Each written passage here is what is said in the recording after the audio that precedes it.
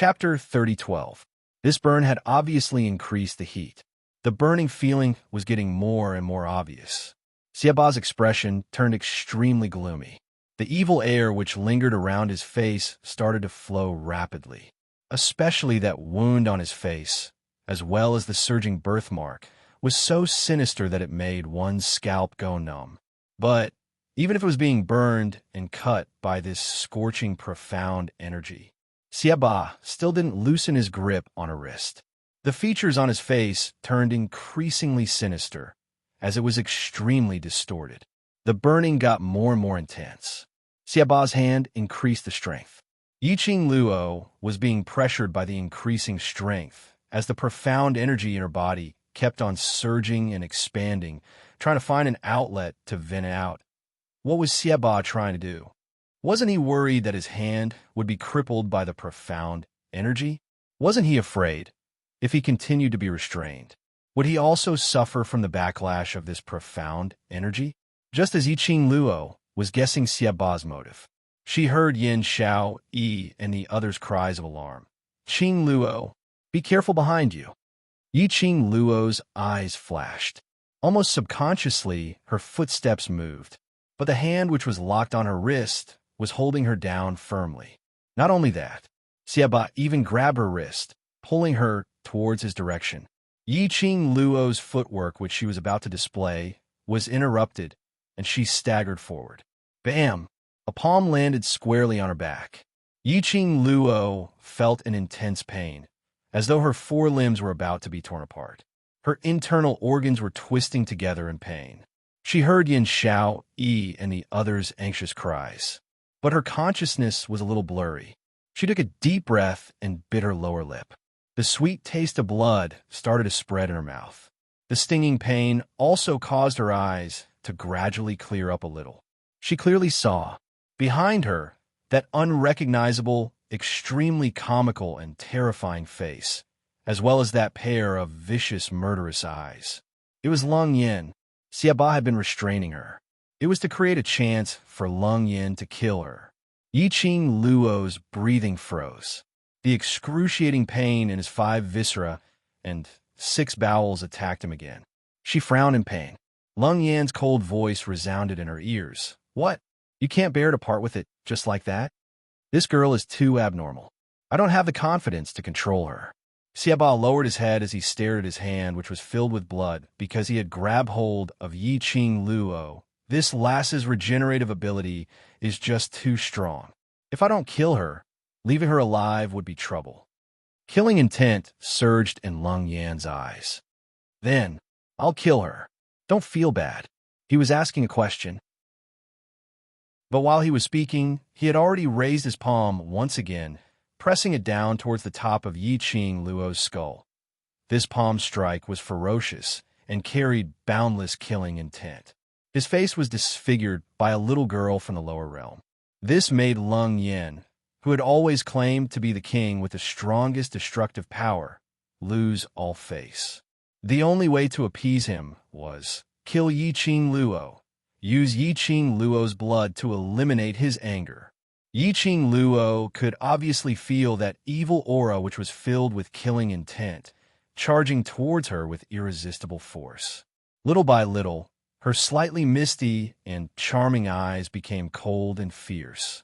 At this moment, his extremely pale face seemed to be covered with a layer of frost.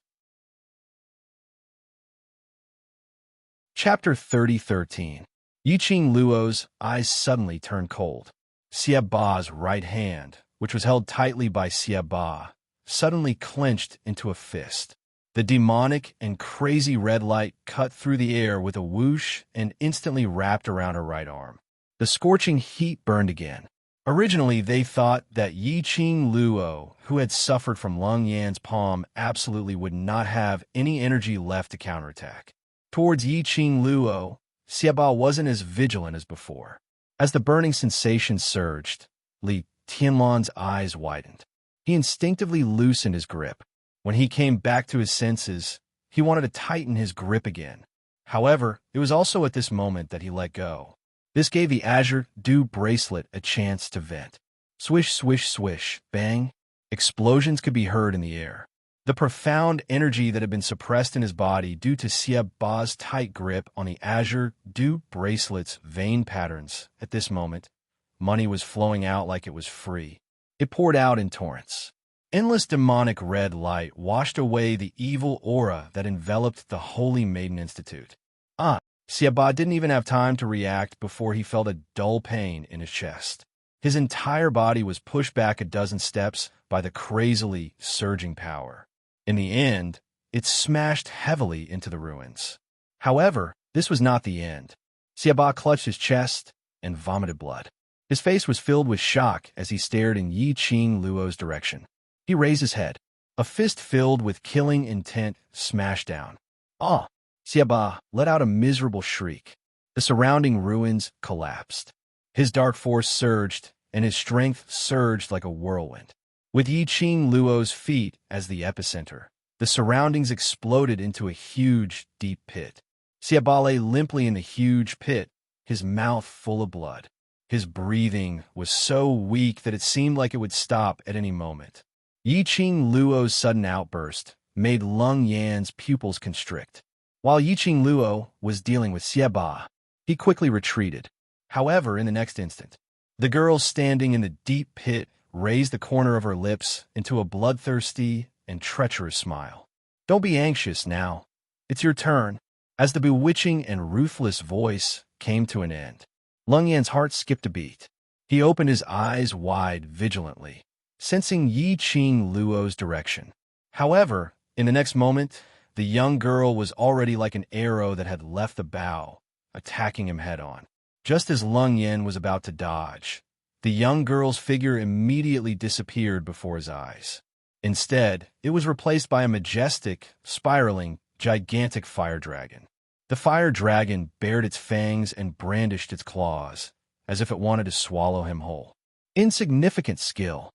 Lung Yan's face darkened. He coldly snorted and quickly responded. However, his cold snort didn't even have time to finish.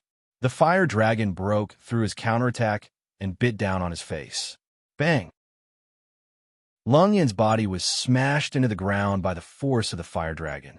Lung Yan groaned in pain, feeling like he was being burned by a raging fire.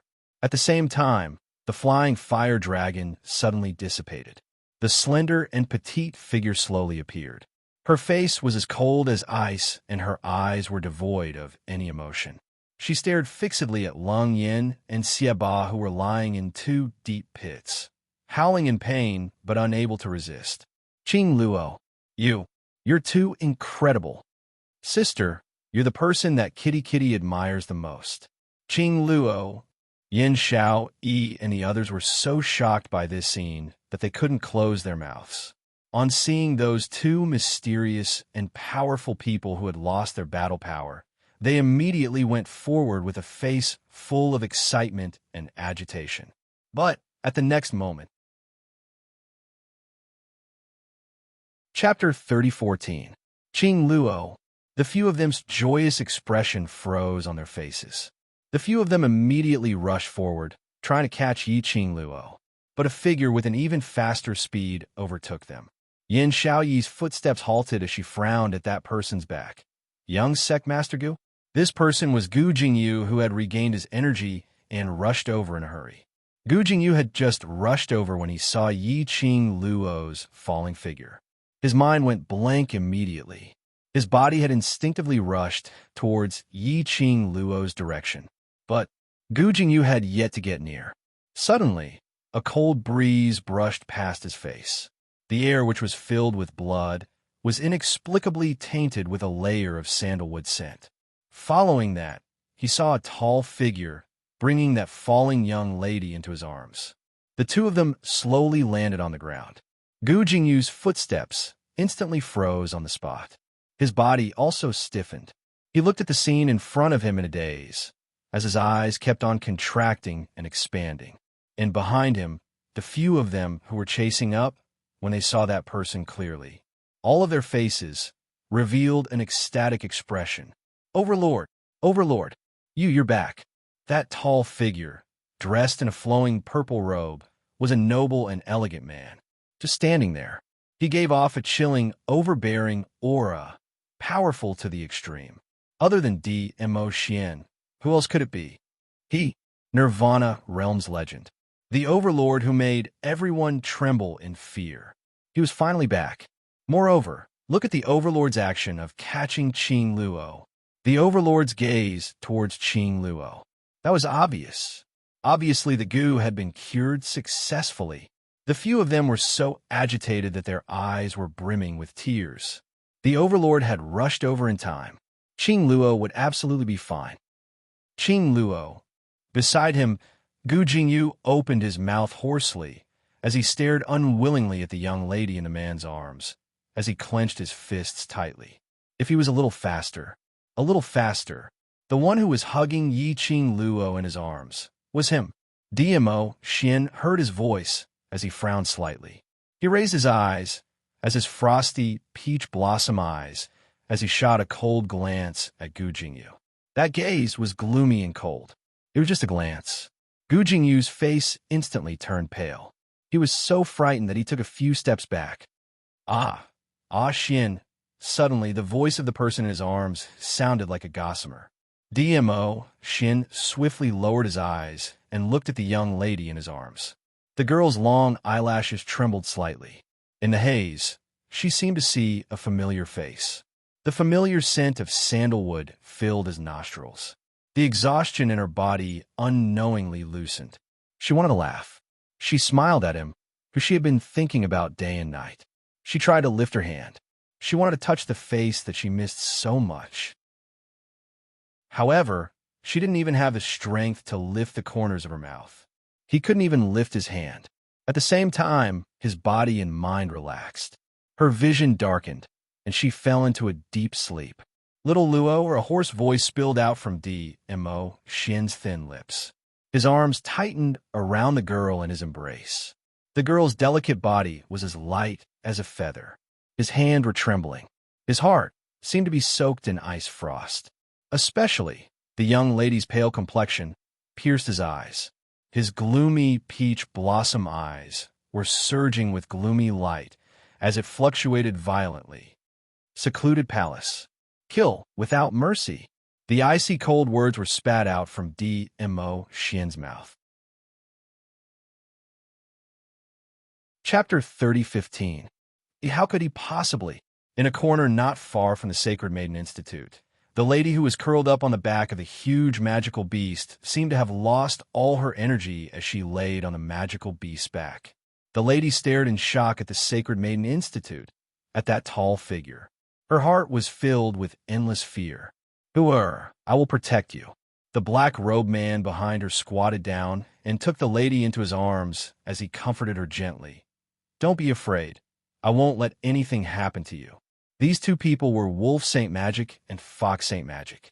They had been hiding in the dark. They were thinking of waiting for the helpers from the Hell Palace to successfully exterminate the Sacred Maiden Institute. Then they would appear and snatch the credit. But they had not expected this at all. Yi Qing Luo was actually so tenacious.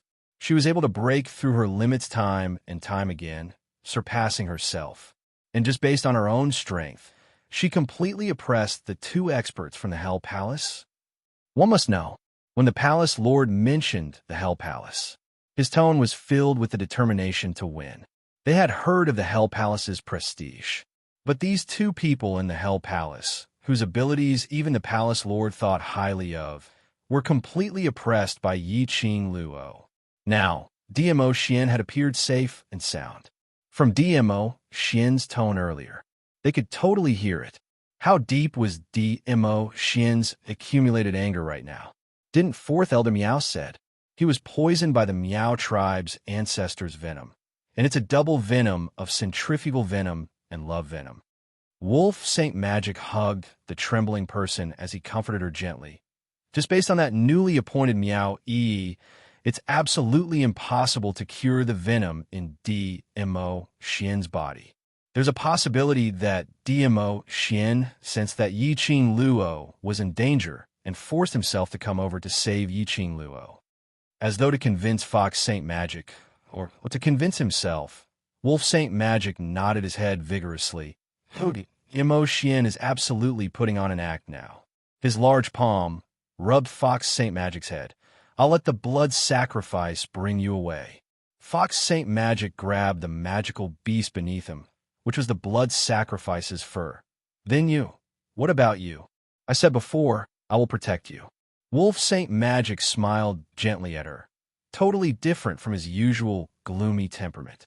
The Fox Saint Law's pupils constricted, and he opened his mouth, wanting to say something urgently. However, the Wolf Saint Law's gaze forced him to swallow his words. Wolf Shengfa leaped and quickly moved to the other side. At the same time, Blood Sacrifice's dinosaur-like giant body flew away. It was extremely agile as it sped off in another direction. You injured the future mistress of our imperial palace. Still want to run? Suddenly, a tender voice resounded from the corner. A slender figure quickly rushed in the direction of the blood sacrifice. Following that, countless young men and women dressed in black and white robes surrounded them from all directions, each of them brimming with a murderous aura. As far as the eye could see, there were at least 1,000 people. The moment this group of people quickly surrounded him, Lang Shengfa's expression changed drastically. He looked in the direction of the Fox Saint technique, and with a move of his feet, he was about to give chase. However, he was intercepted by 5 youths.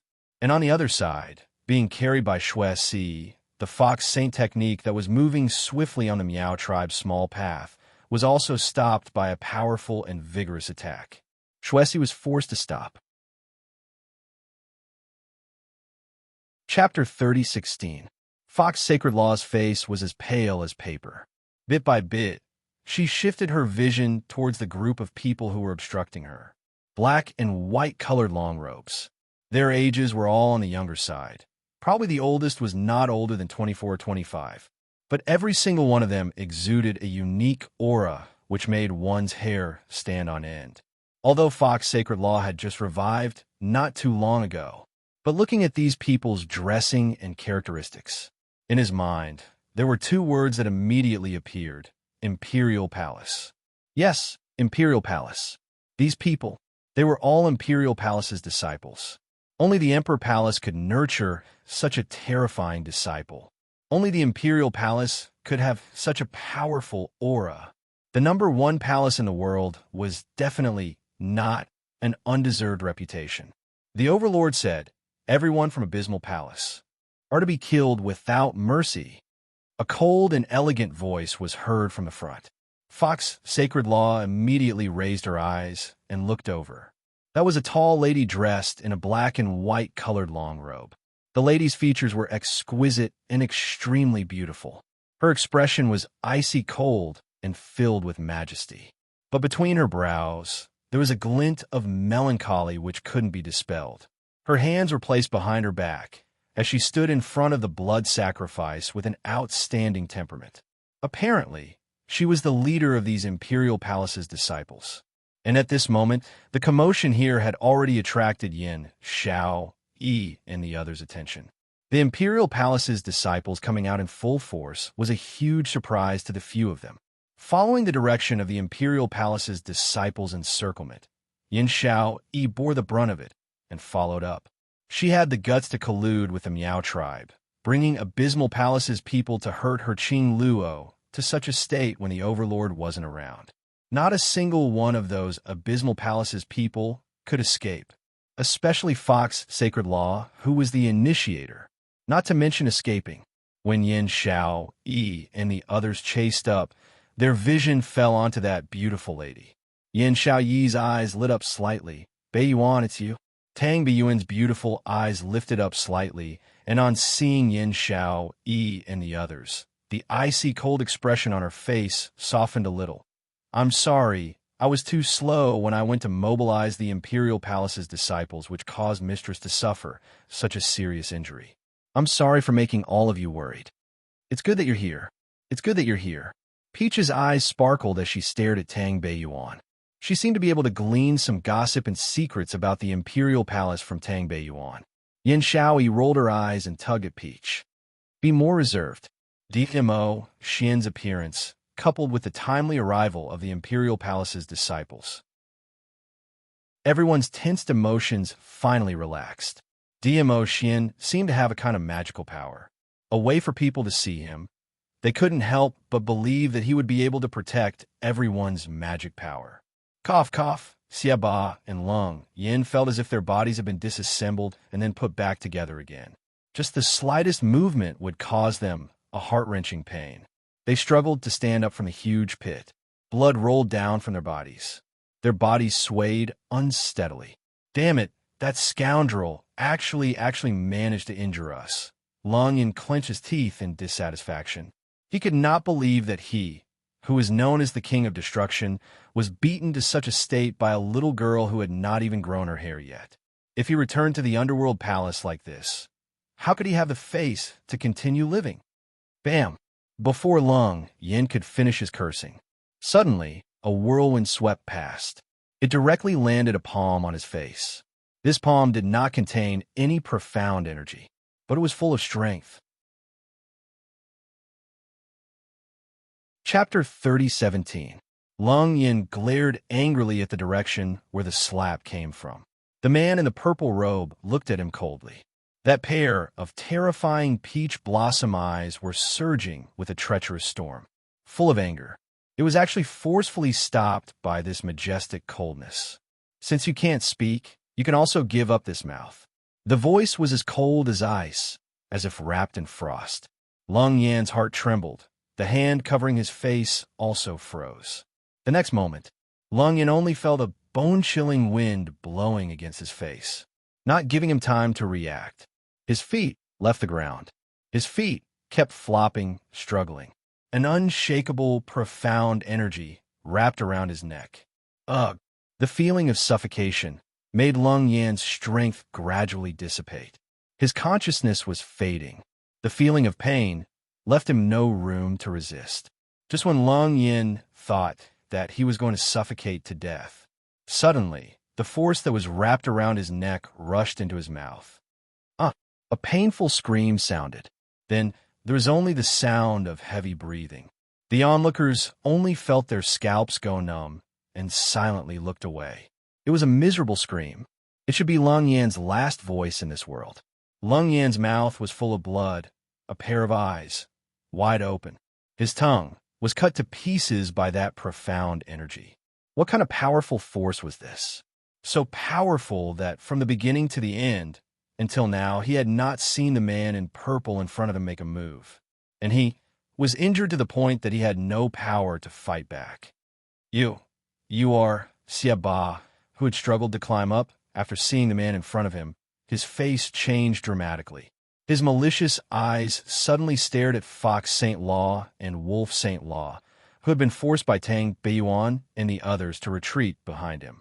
His eyes, full of haze. The person in the sacred maiden courtyard that made you so afraid is the Overlord. You have been deceiving me from the beginning. Fox St. Law's face was pale. Her eyes quickly swept over DMO Xian and immediately shook her head in shock. However, no matter how much Fox St. Law denied, her first reaction had already explained everything. His guess was right. From the very beginning, the target of Onyo Palace was the Overlord of the Saintus Yard. The Tenebrous Palace wanted to use the power of the Underworld Palace to kill Lord Dizun. If he succeeded in killing Dizun, the goal of the Palace of Darkness would be achieved. If they failed to kill the Overlord, just like now, the Underworld Palace was the target of His Majesty's vengeance. The Palace of Gloomy Darkness could push everything to the Hell Palace. Evil's domineering face, which was full of scars, twisted into a ball. Dark Palace. I wholeheartedly wanted to return your favor and help you do things, but you actually schemed against me like this. The Underworld Palace will never let you off. He roared in exasperation. It affected the wounds on his body, causing waves of tearing pain. He couldn't stop coughing at all. If he had known from the start, the Palace of Gloomy Shadows wanted to destroy the Saintus Yard and let the entire Miao tribe fall into the void space. They also wanted to kill the Overlord. They would never get involved in this mess. Although the Underworld Palace was a concentration camp for a bunch of lunatics who were not afraid of death, but it didn't mean that they were a bunch of brainless lunatics. They were indeed not afraid of death, but they were afraid of the Overlord. Chapter 30:18. He didn't even care about his own injuries as he forced his bleeding body to move towards Dmo Shin's direction. Overlord, everything. Everything is a conspiracy by the Palace of Darkness. Hell Palace didn't know about it beforehand, not knowing if it was because of Dmo Shin's intimidating aura. Or was it because the wounds on his body had been pulled apart by his movements? Xiaoba's voice kept trembling. Overlord, I don't know, it's me, I'm willing. I'm willing to lead the Hell Palace to destroy the Palace of Darkness. I hope the Overlord won't vent your anger on the Hell Palace. At this moment, Xiaoba's face was covered with blood, and his extremely ferocious face was full of flattery and flattery. He tried his best to appease Dmo Shin so that he wouldn't vent his anger on the Hell Palace. The reason why the Hell Palace was called the Hell of the Earth Realm was that it made people tremble in fear. They would try their best not to provoke them, not only because they were a bunch of fearless lunatics, but also because they were united, because they were not recognized by the world, because they were all abandoned by the world. Therefore, when they reorganized into a big family, they had no choice but to cooperate. They especially cherished it. For evil arts, for becoming stronger. They could use any means. However, all of this was because they wanted to protect their own little home. So, from the beginning, Xiaoba and Lung Yin didn't seem to respect each other in words, but they never turned their backs on each other. They never had the thought of abandoning each other and running away. Because of this, for the Hell Palace, Xiaoba was willing to lower his noble head. He lowered his head, he showed his weakness, but it didn't ease Dmo Shin's expression. Dmo Shin's eyes were cold, and there was no emotion on his peerless face. He stared at Xiaoba quietly. His deep and treacherous peach blossom eyes exuded an extremely dangerous aura. He just stood there, not saying a word, but it made people feel that he was like a devil from the hell. The air was frozen and the atmosphere was cold. Xiaoba's forehead was covered with cold sweat. His heart thumped anxiously, and his hands were about to pierce through his flesh, until Xiaoba's face was pale and he wanted to continue pleading. The man's cold and emotionless voice slowly rang out. I will personally destroy the Palace of Darkness. His voice was cold and thin, and his eyes were ice cold. Xiaoba's eyes widened as his heart skipped a beat, and his body stiffened on the spot. The Overlord is not going to accept his offer, his overtures, but Dmo Shin's indifferent voice sounded again. He only spat out 2 words when he said that. It made Xiaoba's heart rise to his throat. Dmo Shin narrowed his shimmering peach blossom eyes, and a dangerous aura started to spread out from his surroundings. His coquettish thin lips curled into a dangerous arc as he said word by word, I won't take your lives. The words seemed to have given Xiaoba and Lung Yin great hope. Both of them raised their heads in delight as they looked at Dmo Shin in shock. At this moment, they no longer looked as arrogant as before.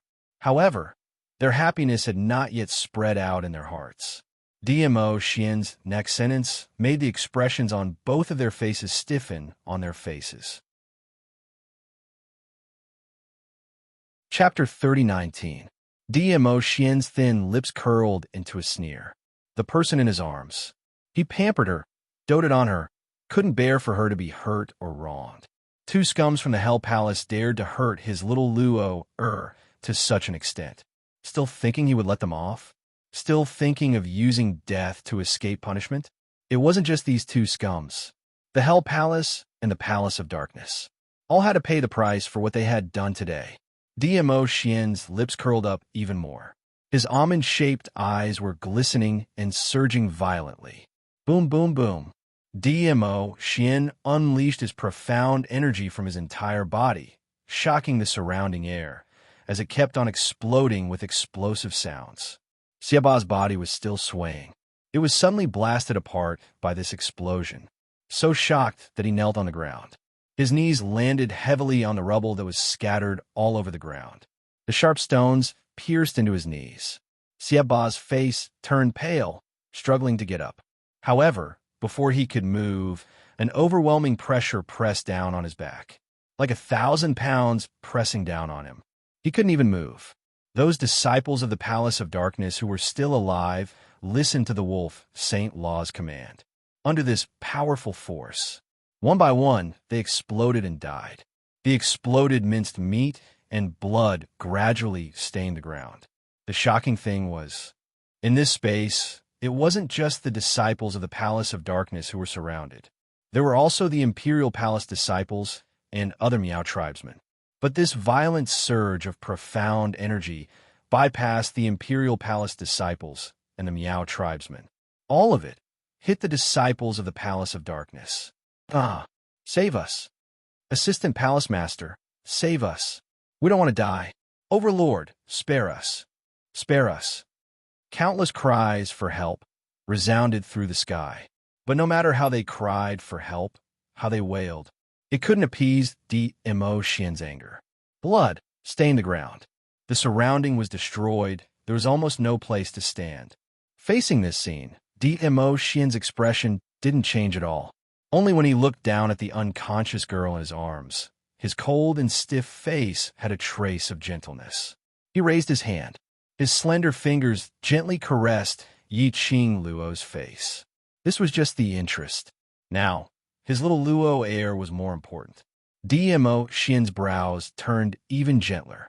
He held Yi Qing Luo's little hand in one hand as he placed it by his lips and gave it a light kiss. Gazing at Yi Qing Luo's gaze, it was so gentle that water could be pinched out. Kill everyone from the Dark Nether Palace. However, when his lips left the back of Yi Qing Luo's hand, a clear and melodious voice followed. He lowered his voice as if he was worried that he would wake up the person in his arms. His face was also gentle, but the words that came out of his mouth were bone-chilling. Dmo Xian's vision shot towards a certain direction. Suddenly, a gust of wind swept over. Descending from the sky, a snow-white nine-tailed fox with 9 tails dancing wildly in the wind stood steadily in front of Dmo Xian. Dmo Xian's eyes lit up. Dmo Xian gently hugged Yi Qing Luo as he slowly stepped onto the 9-tailed fox. It was accompanied by his icy cold voice. Bring the 2 people from Hell Palace back to the Imperial Palace's dungeon. Use profound ice shackles to lock them up. Standing on Little Nine's back, Dmo Xian sat down, letting the young lady lean into his arms in a comfortable position. Chapter 30:20. When Xiaba and Leng Yin heard that, they instantly turned pale with fright. Leng Yin gave out a woo-woo sound as he panted heavily. His face was totally unrecognizable. Only that pair of eyes were open wide, filled with a vicious haze. Xiaba clenched his teeth tightly as he clenched his fists, trying his best to suppress the anger in his heart. There were legends regarding Dmo Xian. Even for them, this bunch of lunatics who only knew how to cultivate evil arts and only knew how to hunt strange prey, they had all heard of it. Even if they were at their peak, they might not be able to defeat Dmo Xian if they joined hands. Not to mention the fact that they were badly injured after being tortured by Yi Qing Luo. They totally had no way to resist. Overlord, Xiaba's eyes turned red as he refused to give up and tried to negotiate with Dmo Xian. However, Dmo Xian, whose heart was filled with Yi Qing Luo's injuries, totally had no mood to bother about them. Just as Xiaba was about to charge forward unwillingly, a stench filled with a fishy smell blew across his face, directly onto Xiaba's face. Following that, he saw 9 white tails sweeping past his eyes. Xiaba's expression instantly turned as black as charcoal. Earlier, he was defeated by 9-tailed fox's fart.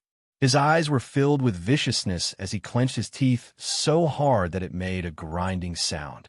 Little Nine arrogantly flicked his tail as he turned into a white shadow, disappearing into the horizon. Yi Qing Luo was in a daze, and from time to time, she could feel a raging fire burning within her body. Just as he was struggling to expel the burning sensation, he felt a chill run down his spine. but a warm, big palm gently held her little hand, and a gentle voice whispering into her ear. She couldn't hear clearly what that voice was saying, but her heart inexplicably felt at peace. Even that burning feeling in her body gradually extinguished in her heart, and in a blur, she felt someone using a warm, soft towel, brushing against her skin bit by bit. Vaguely, she also smelled an extremely familiar and pleasant scent. It made her greedily want to smell it for a while more. She moaned comfortably and once again fell into a deep slumber. The surroundings were quiet and silent. Yiqing Luo's curly long eyelashes trembled slightly. Suddenly, she felt that there was something in her arms that was moving and moving. Then, she felt a furry thing hugging her neck. "Master, master, you're finally awake." The sweet and crisp voice of a child rang in his ears. Yiqing Luo was still in a daze. Her long eyelashes blinked once again. What came into view was an extremely cute cat face. Yiqing Luo's brain was sluggish for a moment before she spat out 2 words, "Chi-Chi." Chi-Chi's little head immediately rubbed against Yiqing Luo's face. "Awuwu, master has been unconscious for 3 days and 3 nights. Chi-Chi is so worried about master. So worried." Chi-Chi's little pink tongue kept licking Yiqing Luo's face. 3 days and 3 nights? No wonder she felt weak all over, and even her mind was a little slow. "Are they all right?" Yiqing Luo had just opened her mouth when she felt her voice was unbearably hoarse, and her lips were extremely dry. She frowned and stopped talking. Chi-Chi's little body suddenly jumped from the side of the bed onto the table. Its slender white tail rolled up the quilt on the table and leapt back again. Chapter 3021. Settled. Yiqing Luo recalled the warm embrace before she fell into a coma. Also, when she was unconscious, that extremely gentle touch, that gentle whisper, and that aura that made her feel at ease. Her pupils dilated slightly. "Chi-Chi, Xianhe, the poison in his body, has it been cured?" "It's cured." Chi-Chi shook her head and nodded vigorously. Old Man Gay Wu said that Overlord Master not only cured the poison in his body, but in the process of curing it, he went through a tribulation. He broke through the barrier of advancement, which meant to say Dimo Xian had advanced. Yiqing Luo's eyes lit up slightly as her lips couldn't help but curled upwards. Xian's profound grade was already unfathomable and mysterious to the extreme. Breaking through and advancing was an extremely difficult thing. Now he was able to advance. It was also a blessing in disguise. Yiqing Luo's heart had just calmed down when she thought of something as the smile on her lips faded. And is fine. Everyone is fine. Chi-Chi licked Yiqing Luo's face. "Master, lie down properly and don't talk anymore." Chi-Chi will tell Master slowly. Under Chi-Chi's insistent gaze, Yiqing Luo slowly lay back on the bed. Chi-Chi nestled in her arms and told Yiqing Luo about what happened after Yiqing Luo had fainted. From Chi-Chi's mouth, Yiqing Luo knew that she was now in the Imperial Palace. This was Dimo Xian's room, and the 2 people from the Hell Palace were imprisoned in the most secret dungeon in the Imperial Palace. Over at the Seclusion Palace, those disciples who went to the Miao tribe had all lost their lives. Only one person from the Seclusion Palace managed to escape alive. That person was the Fox Saint technique. The reason why the Fox Saint technique was able to escape was because the Wolf Saint technique had exchanged his life for hers. When Yiqing Luo heard her man's boyfriend power to the max, Yiqing Luo's eyes couldn't help but start to bubble with pink bubbles. No wonder he was her Xian. He was so handsome that it made one suffocated. As for that, Fox Saint technique, escaping, to her, was the biggest torture. The Wolf Saint technique died to save her. In the future, even if she was still alive, she would always remember the Wolf Saint technique and be filled with endless guilt towards it. Living like this was the most painful. So many disciples from the Palace of Darkness have died. Over at the Palace of Darkness, is there any movement? Yiqing Luo looked at Chi-Chi and asked. Chi-Chi shook its head. Master, you don't know. When you fainted in Overlord Master's arms. Overlord Master was so terrifying. He looked like a demon that had just walked out of hell. If it wasn't for the fact that I was worried about you, Overlord, you would have killed those disciples of Dark Palace with your own hands. Speaking of the scene at that time, Chi-Chi's tiger, eyes opened wide. Dizu Master is really angry. The Palace of Gloomy Shadows has suffered such a great loss. How would they dare to cause trouble again? Then, what about the Underworld Palace? Yiqing Luo asked again. Chi-Chi replied, Dizu Master said that after Master's body recovers, we will go to the Underworld Palace together to avenge you. When Yiqing Luo heard that, her brows overflowed with a faint smile. This man, he was truly meticulous. He also knew that she really wanted to take revenge with her own hands.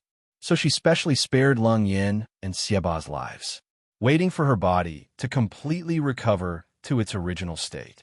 The man and the beast were talking. Yiqing Luo's ears twitched. She heard light footsteps approaching from outside the door. Chapter 3022. Yiqing Luo pursed her lips and shot a glance at Chi-Chi before closing her eyes. Chi-Chi blinked its tiger eyes and closed its eyes, nestling in Yiqing Luo's arms. The man and the beast breathed calmly. The footsteps stopped at the door. There was a soft sound of the door opening. Yiqing Luo could hear that the room door was opened by a tiny gap. A few pairs of eyes glanced at her. Based on his intuition, Yiqing Luo expressed that these gazes weren't friendly at all. She sensed it for a bit. He could roughly confirm that there were 5 women standing outside. She's still asleep. A woman lowered her voice and slowly retreated. The door closed again. After confirming that Yiqing Luo had fallen asleep, those few ladies spoke without any reservations. This is the woman Di Zun brought back? He doesn't look as stunning as Home Master Tang described him to be. Even if she isn't a celestial being, Di Zun likes her anyway. If Di Zun likes her, even if she's ugly, Home Master Tang will praise her to the skies. I really don't know what the Overlord sees in her. If it wasn't for her, our Imperial Palace wouldn't be in such a passive position. We even dare to step on the newly established Palace of Darkness. I know, right? The women's tone was filled with resentment and disdain towards Yiqing Luo, only knowing how to rely on our Overlord to flaunt his prowess. Once the Overlord isn't around, he caused himself to almost lose his life. Our Imperial Palace has kept these pills for so many years. Even His Majesty is reluctant to consume them, but all of them went into her mouth as if they cost nothing. The more I think about it, the more I feel indignant. Who does she think she is? You can't even be compared to Miss Feng, but you still have the cheek to cling to the Overlord. After those women confirmed that Yiqing Luo had fallen asleep, they vented out all the accumulated grievances in their hearts without any restraints. Initially, when Yiqing Luo heard those sarcastic remarks, she was still bewildered. How could there be such a terrifying, retarded existence in the Imperial Palace? When he heard one of the names, she understood everything. Miss Feng, someone with the surname Feng in the Imperial Palace, and someone who could be called Miss other than Feng Ling. She couldn't think of anyone else. Windling grew up in the Imperial Palace. With wind chimes, that idiot. It made sense that there were a few idiots in the Imperial Palace. As it turned out, these people were Wind Chime's followers. Now he had run over here to watch this woman who was personally carried back by DMO Xian. Did he just want to avenge Wind Chimes? I want to prove it. She was not as good as Feng Ling. Yiqing Luo opened her eyes, and a chilly intent filled her eyes. Her weak fingers were just about to lift up. It was easily pressed down by Chi-Chi's tail. In his mind, Chi-Chi's voice resounded. Master, you've just woken up. You can't use your dark force. Chi-Chi will go and teach those baddies who are gossiping outside a lesson. After saying that, Chi-Chi was about to let go of Yiqing Luo and rush out of the door. But suddenly they heard an angry voice. What are you all doing at Qing Luo's entrance? Which hall are you maids from? How dare you be so rude? The few women who were still talking with confidence and composure were immediately frightened to the point of crying out in alarm. Is the quality of the imperial palace's maidservants so low? You even dare to talk about your own master? That voice was filled with anger. Chapter 3023. After the female attendant finished her sentence, she sized up the man in front of her. Following that, she covered her mouth as her gaze moved between the direction of the man and the tightly shut door. Young sect master Gu, you're merely a guest of the imperial palace. You have no right to shout and wrangle in front of us. As the female attendant was saying that, her tone turned strange. Speaking of this, young sect master Gu has been running over here for the past few days. Don't tell me that. The woman inside is the woman whom the overlord had personally brought back? Gu Jingyu's expression sunk as his gentle brows were filled with anger. Don't you dare spout nonsense. There's nothing between this young master and Qing Luo. If you still know that Qing Luo is the woman whom the overlord had personally brought back and is your future mistress, then you shouldn't be spouting nonsense behind my back. The overlord had never acknowledged her identity, so she's only the overlord's bed-warming maid. That female attendant's tone was filled with disdain. One person took the lead. The other few female attendants didn't have any fear in them. That's right. What future mistress? That's all in your dreams. We're spouting nonsense? You kept coming over to take a peek at that woman. Do you think we don't know? How can this be called as being innocent? The few female attendants totally didn't have any misgivings because of Gu Jingyu's identity. In their hearts, the imperial palace was this world's biggest power. What four great sects? What young sect master? They were all fearless. Gu Jingyu was so infuriated by their shameless words that his brows creased tightly as he flew into a rage. You bunch of young lasses who have no respect for your master. Today this young sect master shall help your overlord to teach you how to treat your guests properly. Gu Jingyu's brows sunk as a palm wind landed directly on the female attendant's face. Cough! Just at this moment, suddenly a soft cough was heard from the tightly shut room. Gu Jingyu's palm wind instantly froze in midair. Following that, his figure flashed as he speedily dashed to the front of the room door. He raised his hand and was about to push the door open. But following that, he seemed to have thought of something as his hand awkwardly froze in midair as he slowly retracted it. He clenched his fists and stared at Dollar's door. It was as if there was a whirlpool inside him. After some time, he coughed lightly. Qing Luo, how do you feel? Yi Qing Luo squinted her eyes slightly as she looked outside the door at the reflection of the figure as her lips curled up slightly and her voice was slightly hoarse. I'm fine, but your body should be fine, right? In the Miao tribe, Gu Jingyu blocked Xieba's attack for her. At that time, he had also suffered very serious injuries. Outside the house, after hearing Yi Qing Luo's concerned words, his lips immediately revealed a gentle smile. I'm fine. Yi Qing Luo could tell that his voice had softened and could almost guess Gu Jingyu's current expression. For a moment, she didn't know how to respond towards Gu Jingyu's feelings. She could sense it somehow. However, she had no way to determine the sincerity behind these feelings. However, no matter how Gu Jingyu felt about her, her lover would only be Dmo Xian. There was no doubt about this. Towards Gu Jingyu, she could only say her apologies. Qing Luo, can I come in? Not hearing any sound from inside the house, Gu Jingyu immediately opened his mouth to ask worriedly. Yi Qing Luo's eyes drooped as she took a look at herself. She was only wearing a white inner garment. Chapter 3024. Yi Qing Luo was just about to reject him. Gu Jingyu's hand suddenly placed on the door as he clenched his fists tightly, revealing a bellyful of repression. Qing Luo. Follow me, leave this place with me. His voice was laborious as he squeezed out every single word. Follow me to Wine Valley Sect. I will let everyone know that you are the future sect mistress. I will not let Wind Valley Sect, or anyone in South Water Continent, have the chance to bully you. Gu Jingyu seemed to have suppressed it for a long time, and at this moment, he finally couldn't hold it in any longer and exploded out. The words that were buried in his heart finally came out. Gu Jingyu, Yiqing Luo's expression sunk when she heard Gu Jingyu's words. Gu Jingyu's fist banged heavily on the wall beside the door. Qing Luo, the Overlord has not acknowledged your identity at all. Even these few female attendants dare to humiliate you. What's the point of you staying in the Imperial Palace? He clenched his teeth tightly as his eyes were filled with deep anger. If it's me, I will absolutely not bear to let you suffer such grievances. Gu Jingyu. Yiqing Luo's brows creased tightly as she propped herself up, trying to get up from the bed. Under such a situation, she could only explain it clearly to Gu Jingyu personally. From the start to the end, her rejection towards Gu Jingyu was already very obvious, but he still insisted on being so persistent. If Gu Jingyu was agitated and rushed into her room, the consequences were unimaginable.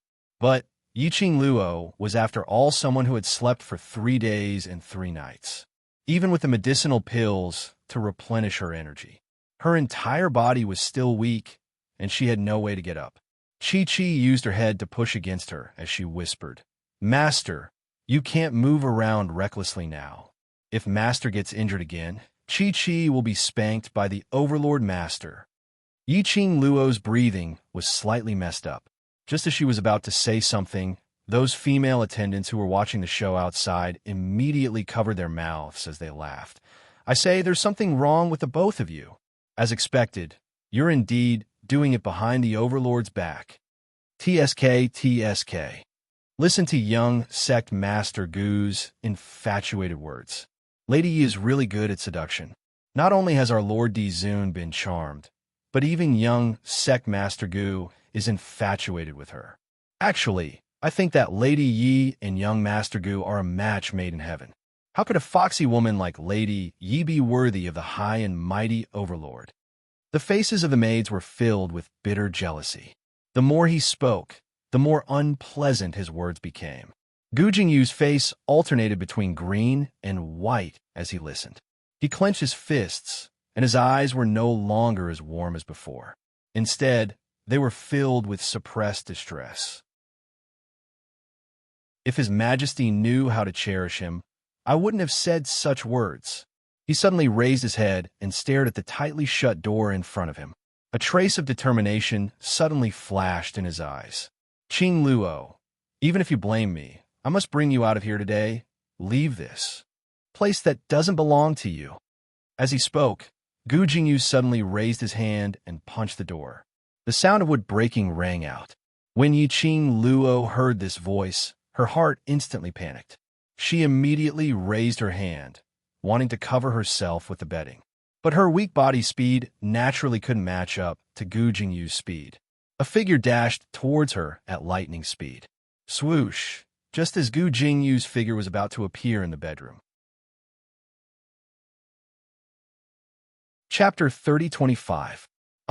Gu Jingyu let out a blood-curdling scream as he covered his face suddenly. Because of the splinters, there was a vast expanse of white dust in front of him. Gu Jingyu had no time to see clearly everything in front of him. Yiqing Luo's weak body stiffened slightly. His heart, which had been hanging in suspense, also relaxed. Only, Yiqing Luo had yet to catch her breath. The next moment, a warm and strong arm hugged her tightly in his embrace. Following that, a red robe wrapped around her slender body tightly. Between her breath, the familiar sandalwood fragrance seeped into her nose. Yiqing Luo's eyes lit up slightly as her eyes overflowed with joy. "Xian." Her hoarse voice called out the man's name delightedly. She slowly raised her eyes. The man in front of her was dressed in a purple robe with peerless elegance. His face, which was as handsome as a god, was reflected in her eyes at close range, like ink peach blossom eyes, lingering with flowing light. No matter how one looked, it was so cold that it made one sink in and suffocate. Only, when Yiqing Luo's vision fell into Mo Xian's eyes, her heart twitched fiercely. Between the man's brows, there was an unconcealable look of exhaustion. Under both sides of the corner of his eyes, there was a light green color. Apparently, these few days when she was unconscious, DMO Xian hadn't closed his eyes to rest. Ah Xian. Yiqing Luo opened her mouth softly and called out to him. Her tone was filled with heartache. She struggled to raise her hand, trying to caress the man's exhausted brows. But her hand stretched out halfway and drooped down weakly. DMO Xian accurately held her hand and pasted it to his face. I'm here. The gentle whisper, like a warm current, flowed past. This scene was heartwarming. Some were warm, some were worried. The 5 maids, on seeing DMO Xian, were so scared that their faces turned pale and their bodies trembled. Those who were timid directly knelt on the ground with a thud, shivering, especially when they heard DMO Xian's extremely gentle voice. The maids grew increasingly fearful. Gu Jingyu, whose face was red from being smashed and had a few cuts on his face, forcefully brushed away the cover on his face and glared ahead, looking at the sweet scene of DMO Xian and Yiqing Luo looking at each other. His eyes were filled with a deep darkness. His fists were clenched tightly as he tried his best to control himself. His heart was filled with love towards Yiqing Luo as he gritted his teeth and bellowed furiously. Overlord, even if you're the Overlord, you can't force Qing Luo to be with you. Since you're not willing to give Qing Luo the status she deserves, then don't stop Qing Luo from finding her own happiness. His hysteria made DMO Xian cast a sidelong glance. DMO Xian's icy cold peach blossom eyes indifferently glanced at Gu Jingyu. His rosy lips curled up into an extremely shallow and cold arc. I know exactly what happened just now. His voice was flat, wrapped in a chill that made people shiver. Her words caused the 5 maidservants to collapse to the ground, their bodies weak and limp. Crystal clear? Which meant the Overlord had heard all their ridicule towards Yiqing Luo. Since you're clear, then you should know that Qing Luo will not be happy in the Imperial Palace. Gu Jingyu clenched his fists tightly. In order to fight for the love of his heart, he plucked up his courage and met DMO Xian's gaze. Not happy. Chapter 3026. Because you are D-Zun, the superior D-Zun.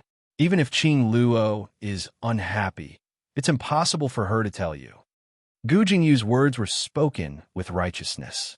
In his eyes, that was the truth. He totally could not see DMO Xian's feelings towards Yiqing Luo. He only saw that because of Yiqing Luo and DMO Xian's relationship, it had brought her so much trouble. Right now, a few small maids dared to come over and ridicule Yiqing Luo. If DMO Xian really cared for Yiqing Luo, he would definitely give Yiqing Luo a proper status. Then he wouldn't have not revealed Yiqing Luo's identity in front of his own disciples and subordinates. It wouldn't be good for Yiqing Luo to encounter a situation where she was oppressed by a few little maids. Young Lord Gu. A clear voice rang out softly. Yiqing Luo coughed lightly as she opened her mouth hoarsely. His voice was low and hoarse, but it had her unique charm. Qing Luo, I know what you want to say. If he truly loves you, he should know that setting you free is the only way he truly loves you. Hearing Yiqing Luo's voice, Gu Jingyu opened his mouth agitatedly, as his eyes stared fixedly at her. Young Secmaster Gu, have you misunderstood something? Yiqing Luo frowned slightly as a sliver of suspicion flashed past her charming eyes.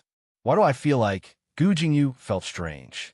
In her impression, Gu Jingyu had always been a person who knew when to advance and when to retreat, and his temperament was as gentle as jade. In his memory, there was no memory of Gu Jingyu losing his composure like this. I misunderstood. Qing Luo, ever since the first time I saw you at the Bu family village, in my heart and in my eyes, there was only you. I saw everything clearly. How could I have misunderstood? As though he wasn't able to get Yiqing Luo's understanding and support, Gu Jingyu's eyes started to turn red. His entire body was tense, and his emotions were extremely agitated. Yiqing Luo's brows creased even tighter. She glanced sideways at DMO Xian's face. The man was expressionless, and there was no warmth in his eyes. But Yiqing Luo could feel it. Dmo Xian's current mood was extremely gloomy. However, no matter who it was, they wouldn't be in a good mood right now. Yiqing Luo frowned as she opened her mouth calmly, word by word, extremely slow and extremely clear. Regarding your misunderstanding, I feel that as the person involved, I need to explain myself. She raised her eyebrows and continued. First, if you really know me, you should know that I'd rather die in glory than live in dishonor. If I really don't want to be with Xian, I won't compromise even if he's the divine emperor of the divine world, let alone his majesty. Secondly, wherever Xian is, that's where I belong. Wherever Xian was, it was a meaningful place. The place where Xian is my happiness. Wherever Xian is, I will be happy. Third, Yiqing Luo's voice paused for a moment as she raised her eyes and took a deep look at Dmo Xian. Her gaze was full of tenderness. No matter who it was, they were able to tell that within that pair of alluring eyes, which had not the slightest bit of concealment, was filled with deep love towards Dmo Xian. Thirdly, to me, I don't care if the world accepts me as Xian's woman or the mistress of the imperial palace. The only thing I care about is Xian's heart. Chapter 30:27. Saying that, Yiqing Luo's gaze looked towards Gu Jingyu, as her tone was solemn and serious. So, I'm very sorry, no matter if it's this life or the next life, or the future after that, I love Xian. My lover will only be Xian. Following Yiqing Luo's serious tone, without a shred of hesitation, Gu Jingyu's face turned pale bit by bit. His tense body seemed to have suddenly lost all his strength. He staggered a few steps back. Then he sat on the ground in a sorry state. His eyes widened. He couldn't believe that Yiqing Luo had personally overturned all his understanding. He could tell. Yiqing Luo's words weren't because of any coercion. It came from the bottom of his heart. His voice came from the bottom of his heart. He could tell. Every time Yiqing Luo mentioned the two words, Xian. The gentleness in her tone and the obvious sweetness. All of you. Which hall's female attendants are you from? Dmo Xian's vision slowly fell onto those few female attendants who were kneeling on the ground, trembling nonstop. Dmo Xian's gaze locked onto her. The maids were so frightened that tears flowed from their eyes, and their bodies trembled uncontrollably. The feeling of death came. The maids were so frightened that they wept bitterly. They kowtowed desperately and begged for forgiveness. They knew that Dmo Xian pampered Yiqing Luo a lot. But he didn't know Dmo Xian pampered Yiqing Luo that much. They had never seen such a gentle overlord when he looked at Yiqing Luo. It's fine if you don't want to tell me. Dmo Xian's lips curled up slightly. The curvature of his lips made one's scalp numb. He shifted his gaze and said calmly, I'll phone. A gust of hurricane came from the dark and stopped in front of Dmo Xian. Investigate the identities of these people clearly and drag them to the training ground. Dmo Xian instructed. Alphone glanced at the 5 pale-faced maids and said, Yes, this subordinate will definitely give them an unforgettable memory in the training ground. With that, Alphone quickly walked toward the 5 maids. Just as he was about to carry them away, behind him, Dmo Xian's faint voice was heard. Wind. Alphone stopped and waited respectfully. Remember to let all the Emperor Palace's disciples know the reason for their punishment. Following Dmo Xian's words, Feng's hand trembled as he grabbed the maid's hand. He was sure that the look on his face right now was extremely strange. The Overlord is, you want to clear the mistress name? Using such a method to tell everyone in the Imperial Palace about Yiqing Luo's identity? Similarly, Gu Jingyu, who was extremely shocked, also thought of this. Gu Jingyu's face was so pale that there was no other color.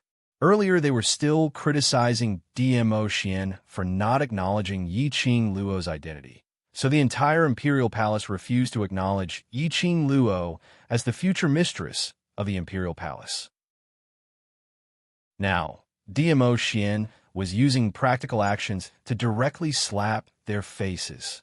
DMO Xian's vision shot towards Gu Jingyu. He moved his 5 fingers, and a stream of dark force shot into the air. In just a few breaths, a smoky green figure hurried over. Lord Dizun, why did you summon me in such a hurry? Is there something important? The figure gradually approached. Wasn't that beautiful woman Tang Beiyuan? Personally send young sect master Gu back to South Tide Continent. DMO Xian's tone was icy cold, but on his face there was no trace of joy or anger. When Tang Beiyuan heard that, she instantly understood the deep meaning behind DMO Xian's words. She raised her brows in interest as she sized Gu Jingyu up from head to toe. This lad actually had his eyes on the woman in the Overlord's heart. A vinegar jar like the Overlord. Chapter 3028. He clearly knew that he had taken a fancy to a woman he shouldn't have. You should have taken a detour. This kid actually dared to swagger in front of the Overlord? Wasn't that courting death? In addition to that, Tang Beiyuan also noticed Yiqing Luo, who was nestled in the Overlord's arms, wrapped tightly in a red robe. Tang Beiyuan's mind immediately conjured up an exciting drama. Dizun had specially summoned her to send Gu Jingyu back to Wine Valley Sect. In other words, he wanted her to send Gu Jingyu back to the Wind Valley Sect as a Hall Master of the Imperial Palace.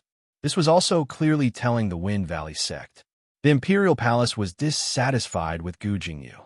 If the Wind Valley Sect didn't want to be enemies with the Imperial Palace, Gu Jingyu's position as young sect master, he probably couldn't sit still anymore. Even if Gu Jingyu was the destined young master of the Wind Valley Sect, in front of the interests of the Wind Valley Sect, everything else didn't count for much. Tang Beiyuan sighed inwardly for Gu Jingyu. Immediately clearing his throat, he straightened his back and looked at DMO Xian seriously. Yes, Overlord, this subordinate will definitely complete the mission. DMO Xian waved his hand and carried Yiqing Luo as he turned around and walked out of the courtyard. This house is not clean. I'll bring you to another courtyard. Unclean? Yiqing Luo thought for a while before she realized the meaning behind DMO Xian's words. Just now, Gu Jingyu seemed to have entered the bedroom. It was stepped on by Gu Jingyu, so it wasn't clean. This jealousy, it's a little strange. However, complaining was one thing. Yiqing Luo's heart still felt warm. DMO Xian carried Yiqing Luo and walked to the door of the room. Sitting on the ground, Gu Jingyu's face was filled with shock as he clenched his fists tightly. His face was filled with anger and embarrassment as his face flushed red. Qing Luo. His voice rose in pitch. There was a hint of sharpness and ear-piercing in it. Yiqing Luo looked at Gu Jingyu from DMO Xian's shoulder. Gu Jingyu's eyes were red and his muscles were tense. Are you telling the truth? You really don't have any feelings for me. As soon as he said that, there was silence all around. Tang Beiyuan placed a hand on her forehead. He had seen people who courted death, but he had never seen someone like this. At this juncture, Gu Jingyu still dared to say such ambiguous words to Qing Luo in front of the Overlord. Was this to show his true love, fearless and reckless? In order to move Qing Luo, move himself? The atmosphere was strangely cold. After an unknown amount of time, the young lady who was leaning on DMO Xian's shoulder had an indifferent expression on her face. Her pair of charming eyes were so calm that there wasn't any luster in them as she fixed her gaze on Gu Jingyu. Everything I said was from the bottom of my heart. She answered without hesitation, and her tone was unprecedentedly serious and determined. Soon after, she raised her eyes and said word by word, "Before today, I admired your character and was very happy to have a friend like you." Friend, Gu Jingyu murmured these 2 words. Suddenly, he seemed to be crying and laughing at the same time. In other words, after today, you and I are not even friends anymore because you have feelings for me. Yiqing Luo replied straightforwardly, "My identity will not allow any opposite sex who has other thoughts towards me to exist. Just because of the Overlord." Gu Jingyu's fingers clenched tightly. Chapter 3029. Yiqing Luo's words were like a death sentence for Gu Jingyu. His whole body slumped down powerlessly, as though he had lost all his energy. But at the next instance, he seemed to have thought of something as he raised his head abruptly with a burning gaze. I saved you. Saved you once. If you want to repay me, then don't be together with the Overlord. Gu Jingyu's words came out of the blue. Yiqing Luo somehow felt that everything was strange. There seemed to be something strange about it. But, thinking deeply, she couldn't tell what was strange about it, especially the request that Gu Jingyu raised, which made Yiqing Luo feel that something was amiss. Beiyuan. DMO Xian was extremely displeased by Gu Jingyu's words as he called out Tang Beiyuan's name coldly. Tang Beiyuan quivered as she had no mood to watch the show as she immediately dragged Gu Jingyu away. Yiqing Luo stared at Gu Jingyu's body, which didn't struggle at all. In Tang Beiyuan's hands, he was like a kite with a broken string, without any energy. Her slender brows creased even tighter. She opened her mouth. Wait. Tang Beiyuan's footsteps halted. Immediately following that, Yiqing Luo's voice rang. Yes, it's a fact that you saved me. According to morality, I should return this favor to you. Gu Jingyu's eyes lit up as he looked at Yiqing Luo in delight. If it's something within my capabilities, I can do it for you. Yiqing Luo's gaze was like a torch as she met Gu Jingyu's gaze calmly. But if it concerns Xian, I'm sorry, I can't do it. Her gaze slowly shifted onto DMO Xian's face. Her eyebrows became gentler and more delicate. Even the corners of her lips revealed a slight smile. Whatever morality, in front of Xian, it's nothing. For Xian, I can even abandon the common people. She said it word by word as she looked at DMO Xian seriously. This wasn't just a reply to Gu Jingyu's words. It was her promise to Xian. The warmth between the two eased the stiff atmosphere. Tang Beiyuan didn't give Gu Jingyu any chance to create any more trouble as she carried him and slipped out of the palace. DMO Xian continued to carry Yiqing Luo as they walked towards the new courtyard. Along the way, they saw many Imperial Palace's disciples in black training clothes. He could also see maids coming and going. When he saw this scene, everyone's reaction was almost the same. All of them were extremely shocked as they stuck their heads out, wanting to see exactly what that young lady looked like. Everyone in the Imperial Palace knew. 3 days ago, Dizun brought back a woman. Rumor had it that she was the woman the Overlord doted on. It was obvious that the woman's injuries had mostly recovered on the day she was carried back to the Imperial Palace. He had fallen into a deep slumber only because he was physically exhausted. However, the Overlord had given her all the medicinal pills that he had been saving for years. As long as they were useful to her, he had given them to her for free. It could be seen how infatuated the Overlord was with that woman. However, hearsay was hearsay. It was completely different from the shock he felt when he saw it with his own eyes. When Yiqing Luo sensed the gazes from the surroundings, she couldn't help but rub her head against his chest. Her brows revealed a mischievous smile. So, this is the reason why you want to change to a new courtyard for me. Based on DMO Xian's ability, he could totally bring him to the new courtyard swiftly. But DMO Xian intentionally carried her to be the center of attention along the way. Chapter 3030. He was using his actions to show his identity in the Imperial Palace. Those 5 maids were personally punished by wind at the training ground. Then he intentionally announced the reason for the punishment. And because Gu Jingyu had improper thoughts towards Yiqing Luo, he was personally escorted back to Wine Valley Sect by Tang Beiyuan. This was totally not giving Gu Jingyu any chance to make a comeback, adding on to the fact that he personally carried her all the way to the new residence. All these added up were enough to shut the mouths of those Imperial Palace's disciples who were still guessing Yiqing Luo's identity. One must know, no matter whether it was Wind or Tang Beiyuan, they were all people who only listened to the Overlord's commands. Even the Imperial Palace's granny had no advantage over Wind or the armament refining hall. The Overlord had sent his confidant to do such an unimportant thing. It was enough to show how much importance the overlord placed on Yiqing Luo. Hence, after Yiqing Luo was carried to the new courtyard by Dmo Xian, this news had already spread like wildfire in the imperial palace. From the start to the end, it had not even exceeded the time for a stick of incense to burn. No one dared to discuss it, but in their hearts, they couldn't help but imagine the young lady who could make the overlord head over heels for her. Some of them used their gazes and expressions to communicate silently. Following that, the matter of Wind carrying those 5 maids and throwing them into the training ground was also spread. Immediately, the entire imperial palace was in an uproar. Looked like their imperial palace was really going to welcome their female mistress. The imperial palace's disciples looked at each other in dismay as they discussed in whispers. No one had discovered it. On the training ground, the 2 training team leaders who were standing on both sides exchanged glances. Following that, one of the training team leaders quietly left the training ground. Very quickly, the training team leader went around the main road and took an extremely secluded path. This path was something that even the janitor who cleaned the imperial palace would rarely go, not to mention the other people in the imperial palace. The training team leader's footsteps were extremely fast. The withered leaves beneath his feet were rustling as he stepped on them.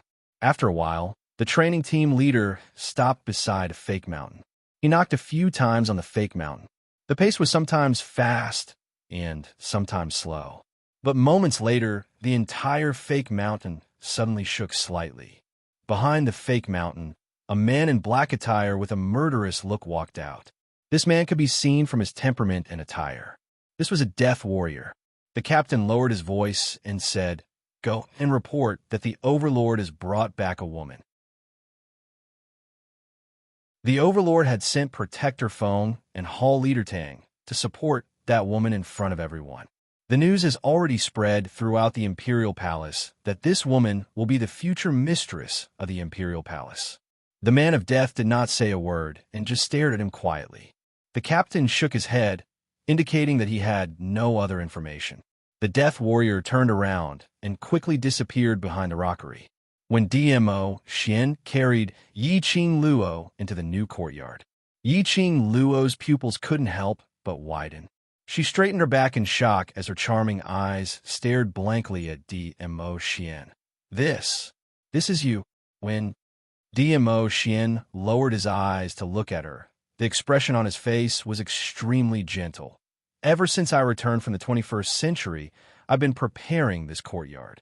His voice was low and husky like a feather, brushing against her eardrums and heart. Do you like it? Chapter 30-31. How could she not like it? From the moment they stepped into the courtyard. From the beginning to the end, it was built in the style of the 21st century. What came into view was a large green lawn.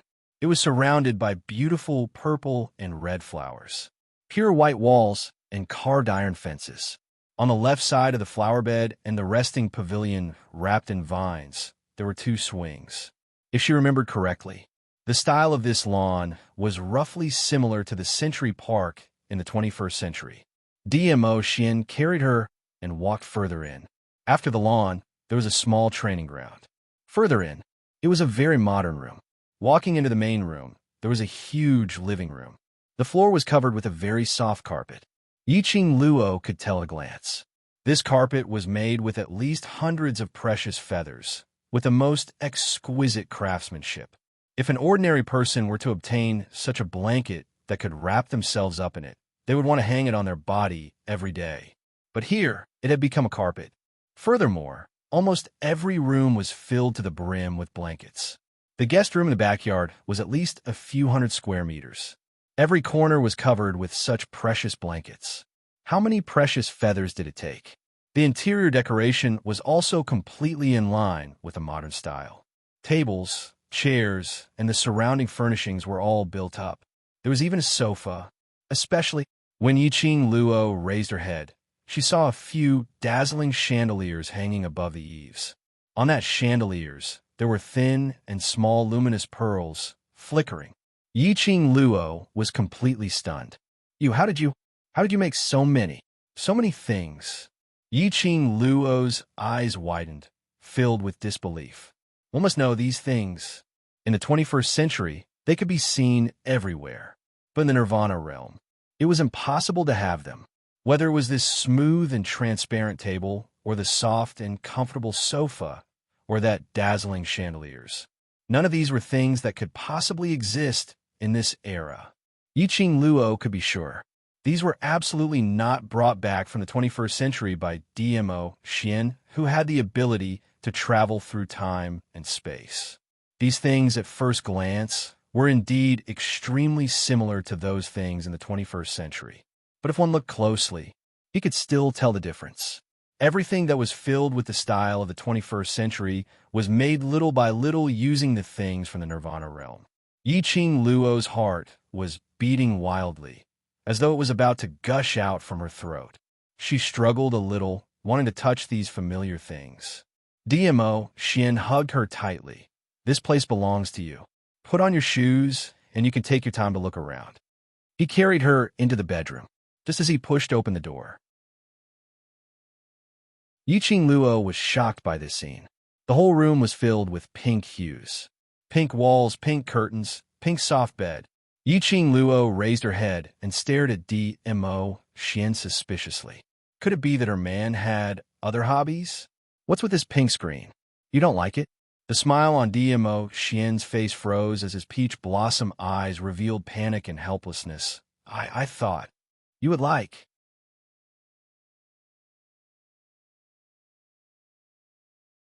Chapter 3032.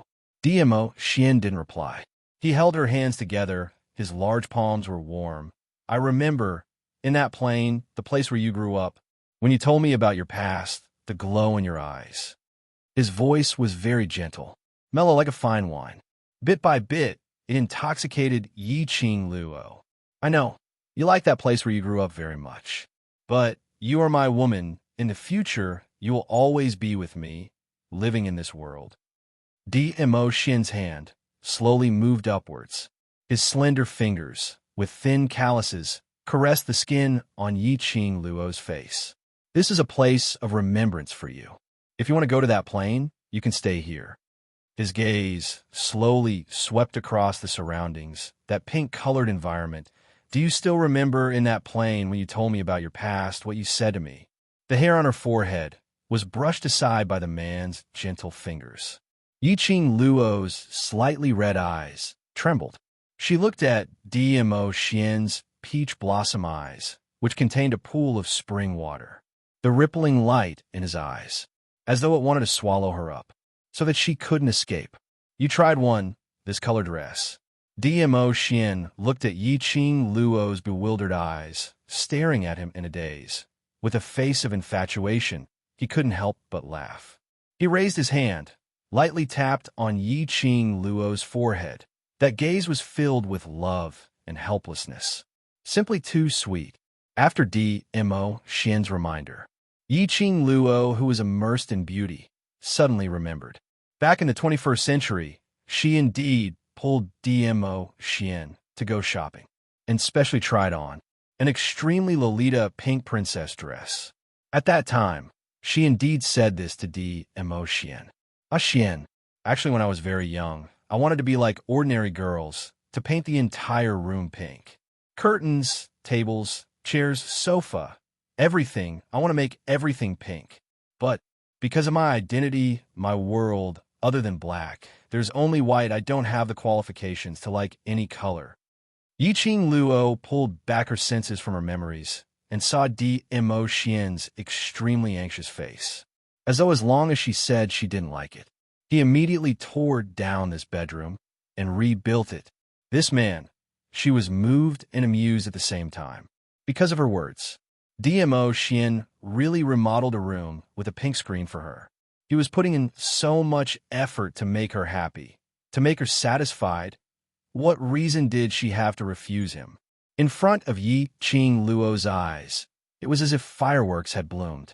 There was a warm current in her heart, filling it up bit by bit. Ever since she woke up, she had always felt that it was empty, Yiqing Luo's arms wrapped around Dmo Xian's neck, and without any hesitation, she planted her lips on Dmo Xian's lips. I like Ah Xian surprises, and even more. Ah Xian. The moment the girl's soft lips pressed against his, Dmo Xian's pupils contracted. He abruptly tightened his arms and deepened the kiss.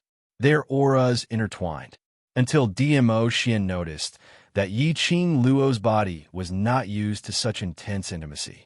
After fiercely pecking Yiqing Luo's lips a few times, Dmo Xian released her. Yiqing Luo seemed as though she had lost all her energy as she laid limply in his arms.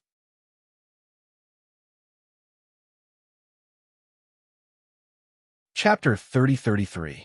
3,000 strands of hair poured down. The young lady's eyes were like silk, her cheeks flushed red. Because of the kiss, her eyes were half opened, adding a few hints of enchantment and laziness. Dmo Xian's eyes drooped as his breathing suddenly tightened. His body also turned stiff. How would Yiqing Luo not understand what Dmo Xian's reaction represented? Her cheeks turned even redder. Earlier, when Gu Jingyu was about to barge into the room, she retrieved a stamina-replenishing pill from the profound phoenix ring and swallowed it in a timely manner. After nestling in Dmo Xian's arms for so long, finally, she had recovered quite a bit of energy. And because of Dmo Xian's kiss, she was once again weak and powerless.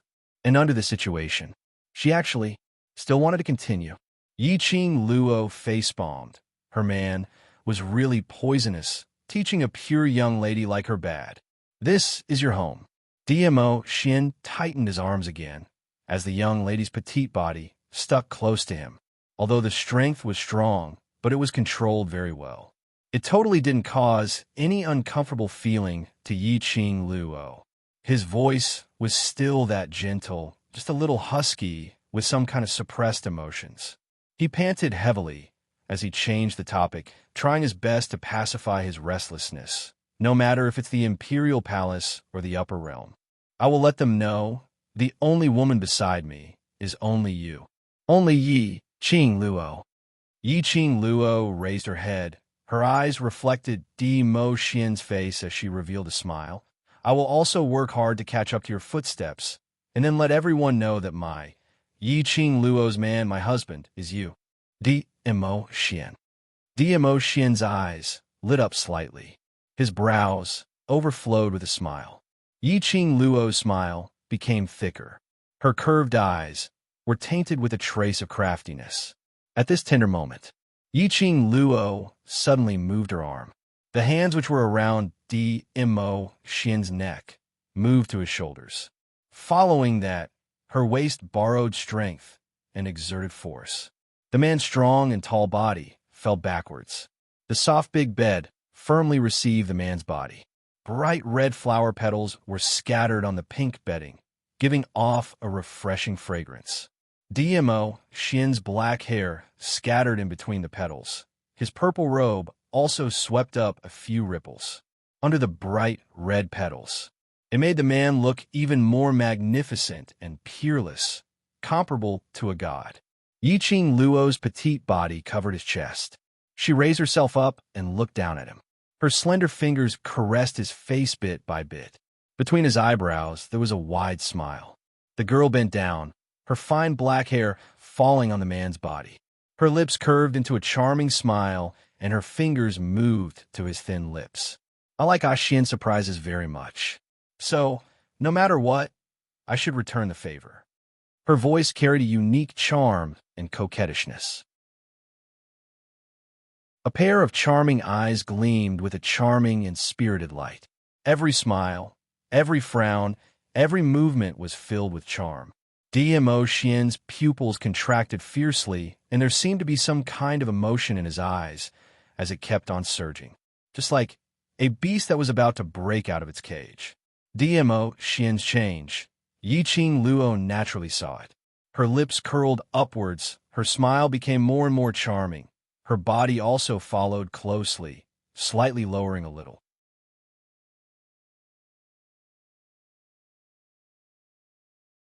Chapter 3034. Lil Luo. He had to admit that the young lady's action made his eyes light up quickly. DMO Xian called out Yiqing Luo's name hoarsely as his breathing became heavier. Yiqing Luo, who got the response, her eyes curved even more seductively. She was like a blossoming rose, emitting a fatal charm. Her hand slowly moved from DMO Xian's lips to his chest. My return gift is... Yiqing Luo's hand, bit by bit, pulled open DMO Xian's robe, revealing the man's underwear, as well as that large expanse of white and radiant chest. Her hand gently touched his chest. DMO Xian's eyes instantly darkened, and what followed was a surge of turbulent sparks. His body moved slightly. His thick palm was about to grab Yiqing Luo's wrist to stop her following actions. But at the next moment, Yiqing Luo's palm pressed on the area of his heart. The young lady's soft touch made DMO Xian's body stiffen instantly as his gaze unknowingly trembled. But the young lady had no intention to continue. She curved her long and narrow eyes. Those resplendent eyes were like stars embellished. Just like that, smiling, her palm pressed on his heart, not moving away. A burst of profound energy from the young lady's palm was transmitted into DMO Xian's body. DMO Xian's red eyes retracted a little. Didn't Chi tell you I'm already fine? He didn't stop Yiqing Luo's action. You've just woken up. Don't waste your profound energy. It did. Yiqing Luo's smile was no longer the flirtatious charm which she intentionally teased DMO Xian, but a rare seriousness. But I need to confirm it personally before I can be assured. Before the goo worm, when DMO Xian was in the upper realm, because he withdrew his clone to protect her, he suffered an internal injury. Later on, under the corrosion of the goo worm, switching back and forth the goo worm's mode caused a huge damage to his body. Even though Chi confidently told her that DMO Xian's body had recovered fully and had advanced, she still wanted to confirm it personally. Warm, profound energy slowly spread through DMO Xian's limbs and bones. After a full cycle, Yiqing Luo then removed her palm and propped herself up.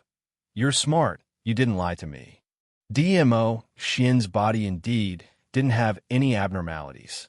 His heart, which had been hanging in the air, was finally at ease. Her hand had just moved away from his chest. The man, who had been lying on the bed obediently, suddenly moved his hand and grabbed her wrist. Is this your gift? Yiqing Luo's expression froze. Her cheeks were tinged with a trace of redness. The large palm on his wrist was like a ball of raging fire. She could clearly feel the heat from the man's body.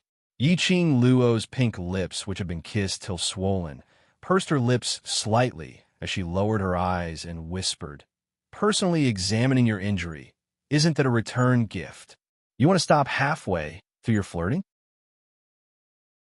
The man's low and husky voice revealed endless magnetism and evilness. Even if I agree, do you think this place will agree? His pointed words made Yiqing Luo's face turn even redder. All right, facing DMO Xian.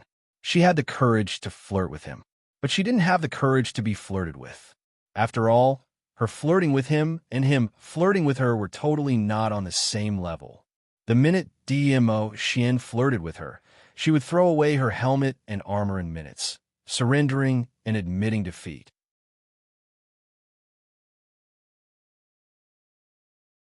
Chapter 3035. Yiqing Luo had just finished her words. Her waist was lifted up by a force. Immediately following that, she fell onto the soft, big bed. The man's warm body pressed tightly against her.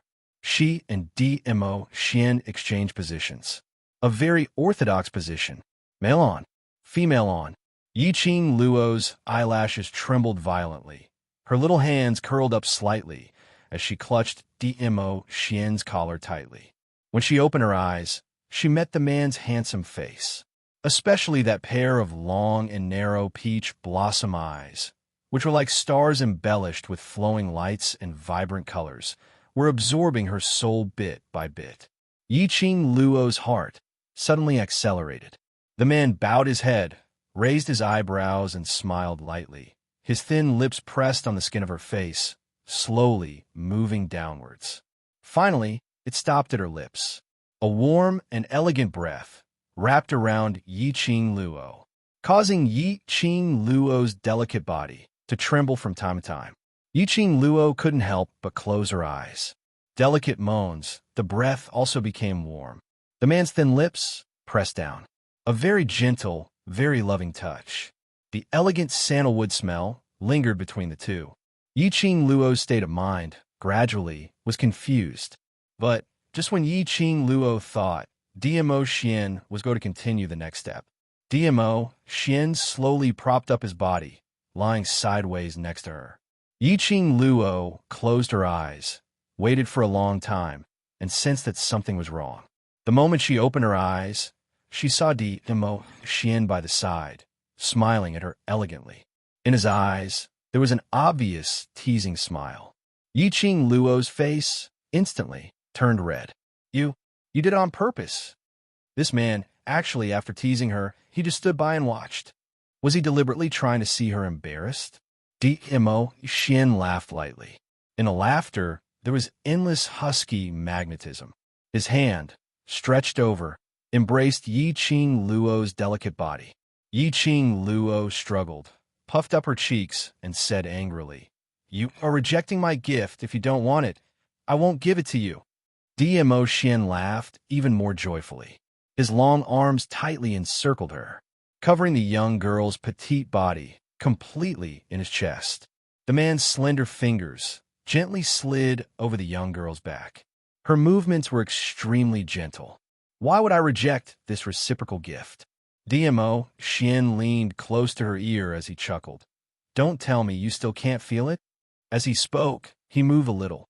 How could Yi-Ching Luo not feel it? Her face was getting redder. She lowered her head, bit her pink lips, and squeezed her head against the man's chest. DMO Xian sighed softly and tightened his arms even more. "Don't move. If you move again, I might really not have the willpower to take care of your body." A certain softness in Yi-Ching Luo's heart seemed to have been poked. The resentment in her eyes instantly became as gentle as water. This man, no matter how unbearable it was for him to endure it, he was also thinking about her body. He woke up after sleeping for 3 days and 3 nights. Even if he had the Essence Chi pill to replenish his energy, he was afraid that he would not be able to withstand DMO Xian's demand. She was very clear about this. She just felt uncomfortable looking at DMO Xian, but she couldn't bear to do it. So there was that scene of her handing herself over. Yi-Ching Luo's pink lips rose, smiling contentedly as she hugged DMO Xian's waist with both hands. "Ah, Xian, you're so good." DMO Xian smiled bitterly. This compliment, I really don't want it. God knows if he could continue to restrain himself. The little woman in his arms didn't understand how attractive she was to him at all.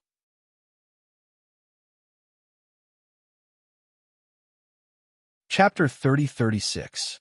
This smile was so enchanting that it could cause the downfall of a nation. But this enchanting smile made DMO Xian's brows twitch as an ominous premonition arose in his heart. As expected, the next moment, Yi-Ching Luo's alluring face was already close to him. She opened her mouth and bit his neck with her pink and moist lips. She didn't use much strength, and her little tongue touched from time to time. DMO Xian's eyes darkened as his fingers clasped the young lady's slender waist tightly. "Lil Luo, don't play with fire." Yi-Ching Luo giggled. Her smile was devilish and charming. Her petite body in his arms arched here and there, endlessly seeking death. Yi-Ching Luo stuck close to DMO Xian. Naturally, she could clearly feel his body's reaction. "Lil Luo, DMO Xian gritted his teeth. "Be careful of self-immolation." That suppressed words seemed to be squeezed out from the gaps of his teeth. I'm not playing with fire. I'm just weak and have no energy. No matter how I lie down, I can't sit still." Yi-Ching Luo deliberately used a coquettish tone as she acted coquettishly, rubbing her little face into DMO Xian's arms.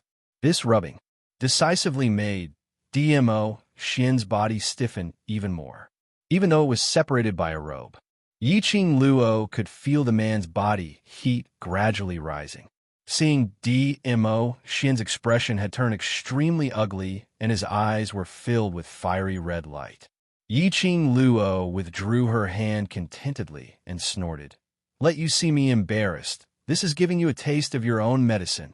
Saying that, Yiqing Luo pushed DMO Xian's chest away and was about to get up from the bed. The moment she sat up straight, her wrist was suddenly pulled by the man's strength. She fell into the man's arms once again. What greeted her was an overwhelming masculine aura. The overbearing kiss made Yiqing Luo stunned, until DMO Xian's wide palm probed her skin.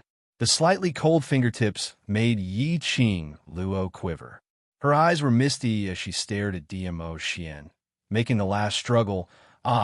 Xian, my body has no energy. No energy." She hadn't finished her words. The man pulled her hand down. Yiqing Luo's hand trembled, but she wasn't able to fight against his strength. The man's husky and magnetic voice carried a bewitching charm as he whispered into her ear, "Lilo, there are many other ways that don't consume energy. Extinguish the fire." He deliberately lowered his voice when he said the last two words. It was very seductive. Yiqing Luo instantly wanted to cry, but had no tears as her heart was filled with vexation. As expected, she had no chance of winning in flirting with DMO Xian. DMO Xian flirted with her at any moment.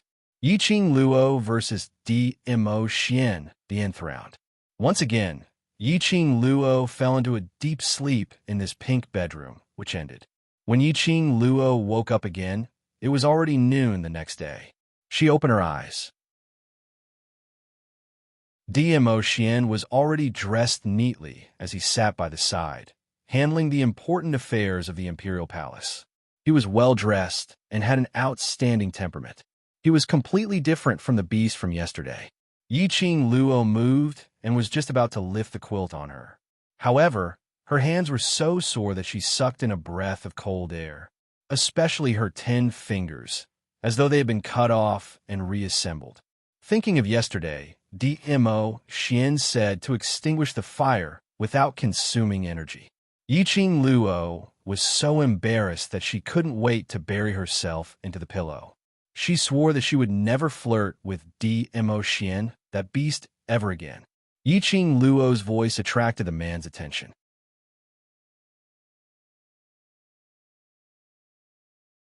Chapter 30-37. Yiqing Luo turned around with all her might, not willing to bother about him. DMO Xian bent down and placed one hand on her body through the blanket as he spoke gently. "All right, since you're awake, get up and eat something. Although there are elemental pills to replenish your energy, but you still need to eat." Yiqing Luo twisted her sore hand as she pursed her lips tightly and even harumphed loudly to express her anger. The young lady's rare demeanor made the smile on DMO Xian's face even more obvious. Only he was able to see such an agile little Luo. DMO Xian's eyes were filled with adoration as he scooped her together with a pink blanket into his arms. "Even if you're angry, you still need to eat something first to fill your stomach before you have the energy to be angry with me. Isn't that so?" This tone seemed as though he was coaxing a little pet, making Yiqing Luo's lips twitched. What did he mean by eating until she had the energy to be angry with him? At this moment, according to the usual routine, shouldn't he be hugging her and expressing his mistake warmly and apologetically, promising that he would absolutely not use this kind of method to torment her in the future? This man, why didn't he play his cards according to the routine? As though he could see through Yiqing Luo's thoughts. DMO Xian's chin, separated by the blanket, pillowed beside her ear as he laughed softly. "I don't want to lie to you because last night was great. In the future, there will be more. Other ways to extinguish the fire, so I'm unable to give you this guarantee." Yiqing Luo, towards DMO Xian's words, she really didn't know if she should express gratitude or anger. In the end, Yiqing Luo was half coaxed and half carried by Dmo Xian as she drank a bowl of porridge which was made from precious herbs. After Yi Qing Luo had her fill, coupled with Dmo Xian's intentional flattery and gentle words, the anger in Yi Qing Luo's heart had more or less subsided. Dmo Xian knew Yi Qing Luo's character, so he changed the topic. During this period of time, stay in the Imperial Palace to rest, and follow me to settle the matter between Secluded Palace and Hell Palace. As for the West Continent, you don't need to worry. Yin Xiao Yi, Xiao Jin, and the others have already brought the Miao tribe's Holy Maiden to the West Continent. With the Miao tribe's Holy Maiden around, Long Yunzhan's poison will not be a problem. Mentioning this matter, how could Yi Qing Luo still care about what had happened yesterday? Throwing a tantrum? She immediately sat up straight and turned her head. Yi went to the West Continent? What about the Miao people? The battle with the two from the Netherworld Palace. The entire Miao tribe was basically destroyed. When Dmo Xian appeared, he spared the lives of the Miao tribesmen on account of Miao Yi's help. However, the two from the Underworld Palace and the disciples from the Palace of Gloom had killed many of the Miao clansmen. At this time, Miao Yi was still heading towards the West Continent. Wouldn't that deepen the prejudice the Miao people had against Miao Yi? The survivors of the Miao tribe, including the injured tribesmen, number about 1,200 people. Dmo Xian rubbed her head. These 1,200 people, if after this huge battle, know how to unite and survive, it's not impossible to rebuild the Miao tribe. As for the Miao tribe's Holy Maiden, the Imperial Palace has sent out 2,000 disciples to stay in the Miao tribe, to accompany the Miao clansmen to rebuild the Miao tribe.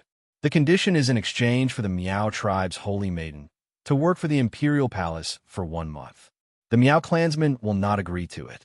Yi Qing Luo, indeed, it was impossible not to agree to it.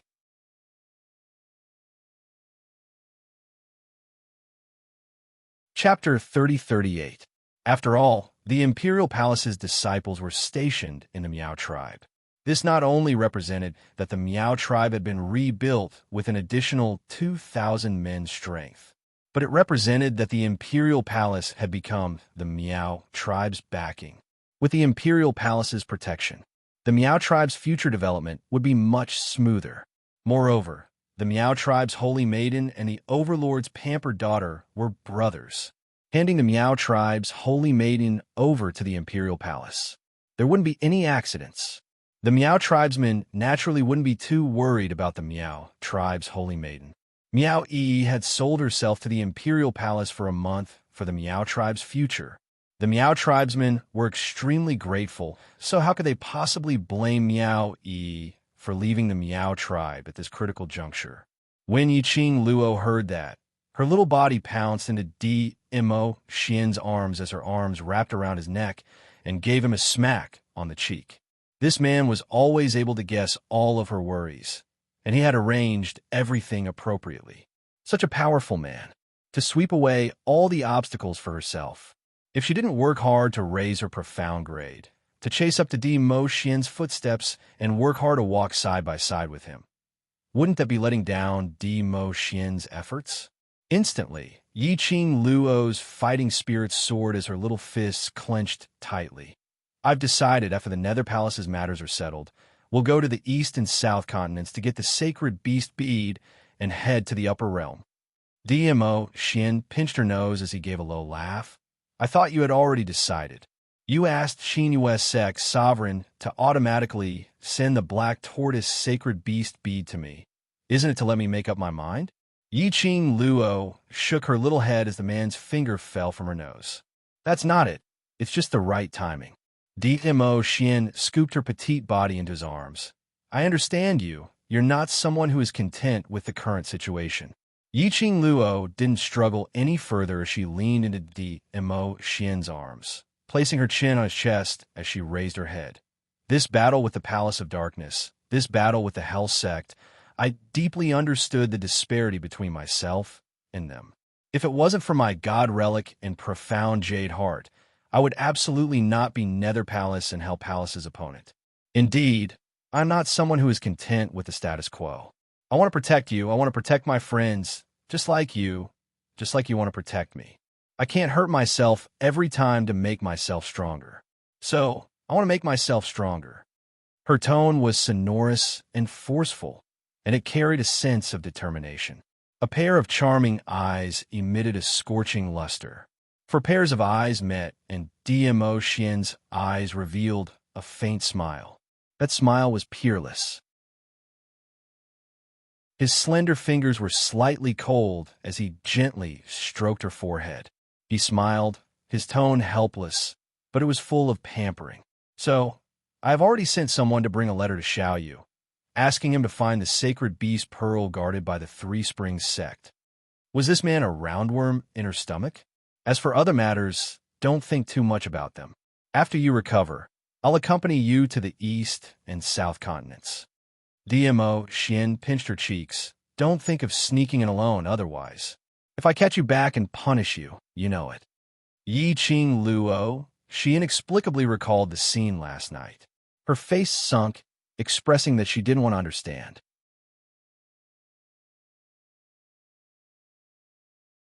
Chapter 3039. Regarding the secluded palace's matter, the Imperial Palace's disciples and Peach Blossom 3000 have already joined forces to investigate. DMO Xian could tell what Yiqing Luo was thinking as he bent down and kissed her lips. I know you can't sit still. These few days, I'll bring you to the Underworld Palace to have some fun. By the time we return, the secluded palace's investigation should have reached the Imperial Palace. Then we'll consider other matters. Yiqing Luo's eyes lit up. Underworld Palace? But play is play. You have to listen to me. DMO Xian poked Yiqing Luo's forehead as he looked at her sparkling eyes. His lips unknowingly curled upwards. No problem. Yiqing Luo nodded her head vigorously. As long as she wasn't locked on the bed, taking various pills to nourish her body, nothing was a problem, especially when she followed DMO Xian to the Underworld Palace to have some fun. But Yiqing Luo's excitement and agitation vanished the next day when she followed DMO Xian to the Underworld Palace, because she was trapped in the carriage, and it was escorted by Little Nine, the noble sacred beast Nine-Tailed Fox. Not only Little Nine, there were also 4 fairy-like female attendants standing around the carriage. As for her range of movement was limited to this carriage. Yiqing Luo, she had no way to resist. She wanted to have some fun at the Underworld Palace. She could only listen to him obediently, sit in the carriage obediently. Yiqing Luo put on a sour face as she watched a certain overlord casually throw Xie Ba and Lung Yin, who were badly mutilated, without a single piece of intact skin. Lung Yin was in so much pain that he sucked in a breath of cold air. His mouth, which had its tongue cut off, kept making sounds. Xie Ba laid on the ground as he weakly howled, "Kill us! Kill us!" The ground was quickly dyed red by their blood. These two people's treatment in the Imperial Palace was really tragic. At this moment, 2 young men dressed in black, around 17 to 18 years old, walked over. "I'll lay you, bring them up." DMO Xian instructed the 2 youngsters as he lifted the curtains of the carriage and stepped into it. The 2 youngsters carried Xie Ba and Lung Yin agilely as they walked straight ahead. His speed was extremely fast, and he disappeared in the blink of an eye. Yiqing Luo's charming eyes stared intently at DMO Xian as he walked towards her and sat beside her. He even stretched out his hand and hugged her into his embrace. The corners of his eyes twitched uncontrollably. "You intend to let me sit in this carriage for the entire day?" Yiqing Luo elbowed his abdomen. DMO Xian's large palm wrapped around her wrist. Lowering his head, his thin lips pressed against her fair neck. "I'm taking you to the Underworld Palace to settle the score. So..." Yiqing Luo's delicate body trembled as she shrank back to avoid the man's mischief. "Although I'm a venerable sovereign, I'm taking you with me. I can't ignore the chief god's law." DMO Xian didn't stop Yiqing Luo from avoiding him as he tightly rested his chin on her shoulder and spoke in a low and hoarse voice. "Bringing you to the Earth realm to find trouble with the underworld palace. There must be a dignified reason. Yiqing Luo blinked her eyes. She immediately understood the meaning behind Dmo Xian's words. Every interface had its own rules. For example, the lower realm did not allow people from the upper realm to appear. The upper realm did not allow people from the lower realm who did not have the qualifications to go to the upper realm to appear. Like Yiqing Luo, if she was brought to the earth realm by Dmo Xian, it would be fine if she wasn't discovered.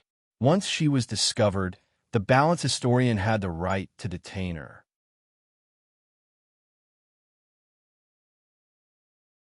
Chapter 3040.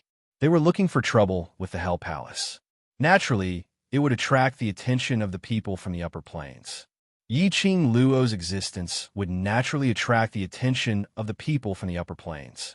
In order to avoid unnecessary trouble, Dmo Xian had to have a reasonable reason. A reason which could convince everyone to accept Yiqing Luo, a person from the lower realm, appearing in the upper realm. In fact, to take action against the Hell Palace. Dmo Xian could directly take action. But Dmo Xian had taken into consideration Yiqing Luo's thoughts, so he thought of a way to bring her along to settle the scores personally. After all, when Yiqing Luo had the right to ascend to the upper realm, then she would settle the scores with the people from the Hell Palace. This heat had long passed. The Underworld Palace would also be able to completely disregard this matter. Yiqing Luo had been sleeping in Dmo Xian's arms. But moments later, Dmo Xian called out her name. She opened her eyes, and the surroundings were pitch-black space. She could faintly see a few wisps of strange aura floating in the air. That pitch-black, meandering and spiraling, extended far into the distance, totally unable to see the boundary. Yiqing Luo merely used her senses to scan and understood. That was Xiaba and Lung Yan's evil qi. In other words, they had already reached the Hell Palace. Yiqing Luo was slightly shocked. Was it so easy to come to the upper realm? She didn't feel any discomfort at all.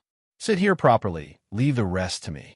Dmo Xian's gentle kiss landed on her forehead. When Yiqing Luo raised her eyes, she only saw the back view of the man walking out of the carriage.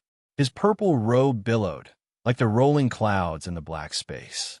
Silky black hair scattered behind him. That posture, noble and elegant, like a god of the world, unattainable. The man walked out of the carriage in big strides. Lei and Yu, the two guards, were already carrying the two half-dead men, standing there waiting for orders. Dmo Xian's expression no longer had any tenderness and sweetness. It was a treacherous, icy cold intent. He stood in between the guards and stopped in his tracks. Following that, his wide sleeves waved slightly. In an instant, an incomparably tyrannical energy surged forward in a direction that seemed to have no end in sight. Bam! That energy seemed to have hit the air. Endless dark force exploded in this pitch-black space. Powerful dark force enveloped the entire space. However, sitting in the carriage, Yiqing Luo didn't have any other feelings. She furrowed her brows. No matter how much Dmo Xian cared about her existence and restrained his power, it was impossible for her not to sense any energy, unless Yiqing Luo's gaze immediately fell onto those 4 female attendants who were brimming with immortal qi. Sure enough, there was a layer of faint purple light in their palms. Barrier. Dmo Xian conjured a barrier to protect the carriage. No matter how intense the battle in the outside world was, she, who was protected by the barrier, would not be affected in the slightest.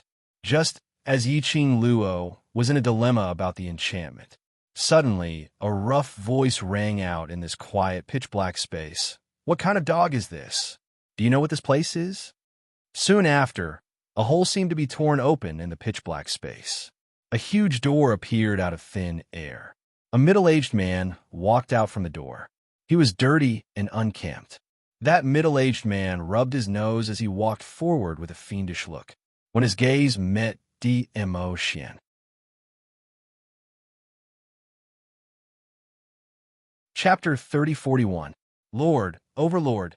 The middle-aged man's face, which was so dirty that its color could not be seen, had now turned ghastly pale. His violent aura was also restrained. I didn't know that Overlord had arrived. Sorry for not coming out to meet you. Sorry for not coming out to meet you. No matter how arrogant the underworld palace was, no matter how disregarding the secular world. But towards the rumors of DMO Xian, they had heard of it. There were also many brothers who died in DMO Xian's hands. It could be said that the underworld palace could defy the heavens, defy the earth, and defy the air.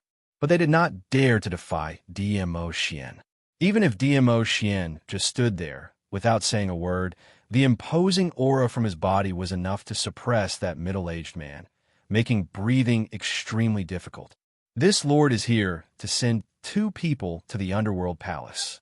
DMO Xian's deep and cold voice was emotionless, without any trace of emotion. The middle-aged man only felt his heart tightening as he raised his head apprehensively, looking at DMO Xian. Who are they? To trouble Overlord to send them personally. Bam! The middle-aged man's voice just fell. 2 lumps of flesh and blood were thrown at his feet.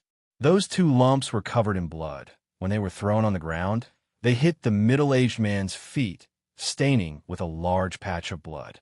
The middle-aged man suppressed the urge to stretch out his feet, to kick these 2 lumps out, as he asked in confusion, This is... Save me. At his feet, the person who was nearer suddenly grabbed the middle-aged man's hand, as he spoke weakly. The middle-aged man's face sunk. With his originally irritable temperament, how could he tolerate someone grabbing his feet? Previously, when he saw these 2 lumps of bloody things, it was because these 2 lumps were brought by DMO Xian. Now, it was completely a body's conditioned reflex. The middle-aged man immediately kicked the person who was grabbing his feet and sent him flying. The bloody thing screamed as its body flew out. That bloody lump rolled several rounds on the ground. Finally, it lay face up on the ground, under the messy hair, revealed that barely recognizable face. The middle-aged man's eyes widened as he swiftly rushed over. Lord Hell. But when the middle-aged man was about to rush in front of Xiaba, an invisible force blocked the middle-aged man's path. The middle-aged man's pupils constricted. Seeing Xiaba in such a state, he was so angry that his whole body stiffened. He looked in the direction of the power. Clenching his fists tightly, he suppressed the fear in his heart and gritted his teeth. What is the meaning of this, Lord Dizun? Which is to say, you admit that these 2 people are from your Hell Palace. DMO Xian's eyes were indifferent as his chilly gaze swept past him. The powerful pressure caused the middle-aged man's heart to be filled with fear. He turned his head with an ugly expression and looked at the other person who was badly mutilated. Upon closer inspection, it wasn't difficult to tell that it was Lung Yan. Lung Yan was the most destructive person in the underworld palace. When a middle-aged man saw that Lung Yan was lying motionless on the ground like a dog, the middle-aged man's face darkened. He stared furiously at DMO Xian. I wonder, how did these 2 from the underworld palace offend the overlord? Lord Dizun is so ruthless. This lord had personally sent them back, is to have a good talk with the underworld palace on how your underworld palace had offended this lord. DMO Xian didn't have the slightest intention of being courteous, as his thin lips curled into a sneer. These words made the middle-aged man's face turn pale, but when he saw the 2 people lying on the ground, badly mutilated.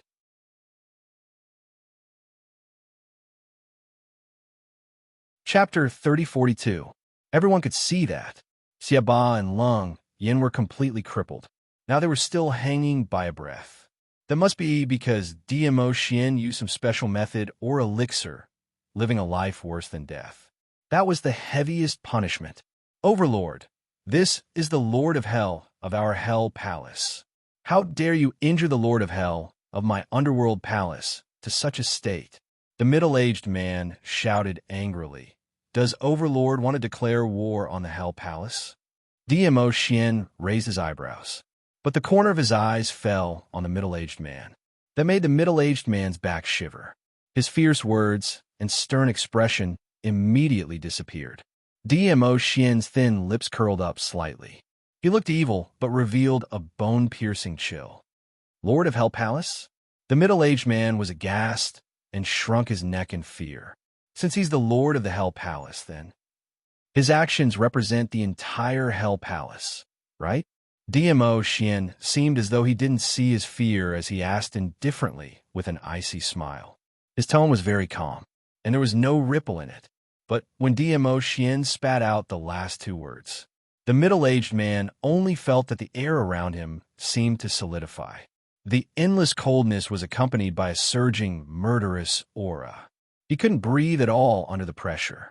The middle-aged man was forced to take a few steps back. His body kept trembling at a speed visible to the naked eye. What did Lord Hell Palace do to annoy Overlord? He injured this sovereign's woman, as DMO Xian's cold voice sounded. Then, in the air, there suddenly surged a strong dark force. Like a stormy sea, it rushed down. The middle-aged man didn't even have a chance to react. Bang! A mouthful of blood was spat out from his mouth. His whole body suddenly flew backward. His body smashed heavily on the door, which looked like it was torn apart. Immediately, he fell heavily on the ground. Boom, boom, boom. Another deafening roar rang out. The ground collapsed, especially where the middle-aged man fell. There was a deep mark. Olai! All of a sudden, a few furious voices rang out from the Hell sect. Soon after, a few men who were about the same age as the middle-aged man and were also slovenly and unkempt rushed out. One of them helped the middle-aged man, lying on the ground up. The rest of them stood in front of the middle-aged man as they stared furiously at DMO Xian's direction. Overlord, Hell Palace has always been indifferent to worldly affairs, so how could they possibly hurt your woman? Overlord, it's better for you to investigate this thoroughly. DMO Xian's hand were placed behind his back in a dignified manner. His pair of peach blossom eyes glanced at those few people with a smile that didn't look like a smile. His gaze, however, as soon as it landed on those people, suddenly DMO Xian's robes fluttered without any wind.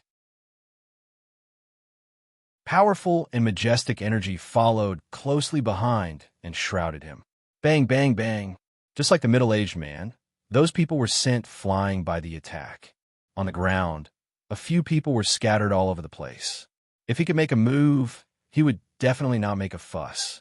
DMO Xian couldn't even be bothered to look them in the eye. You.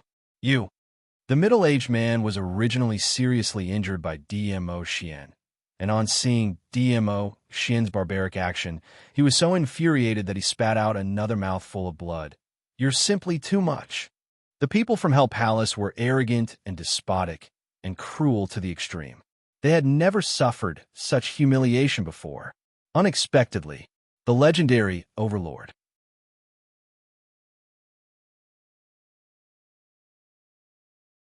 Chapter 3043. Bully Intolerably. DMO Xian narrowed his shimmering peach blossom eyes as he held in a faint smile and murmured these four words. Those few people from Hell Palace only felt an ominous premonition pervading their hearts.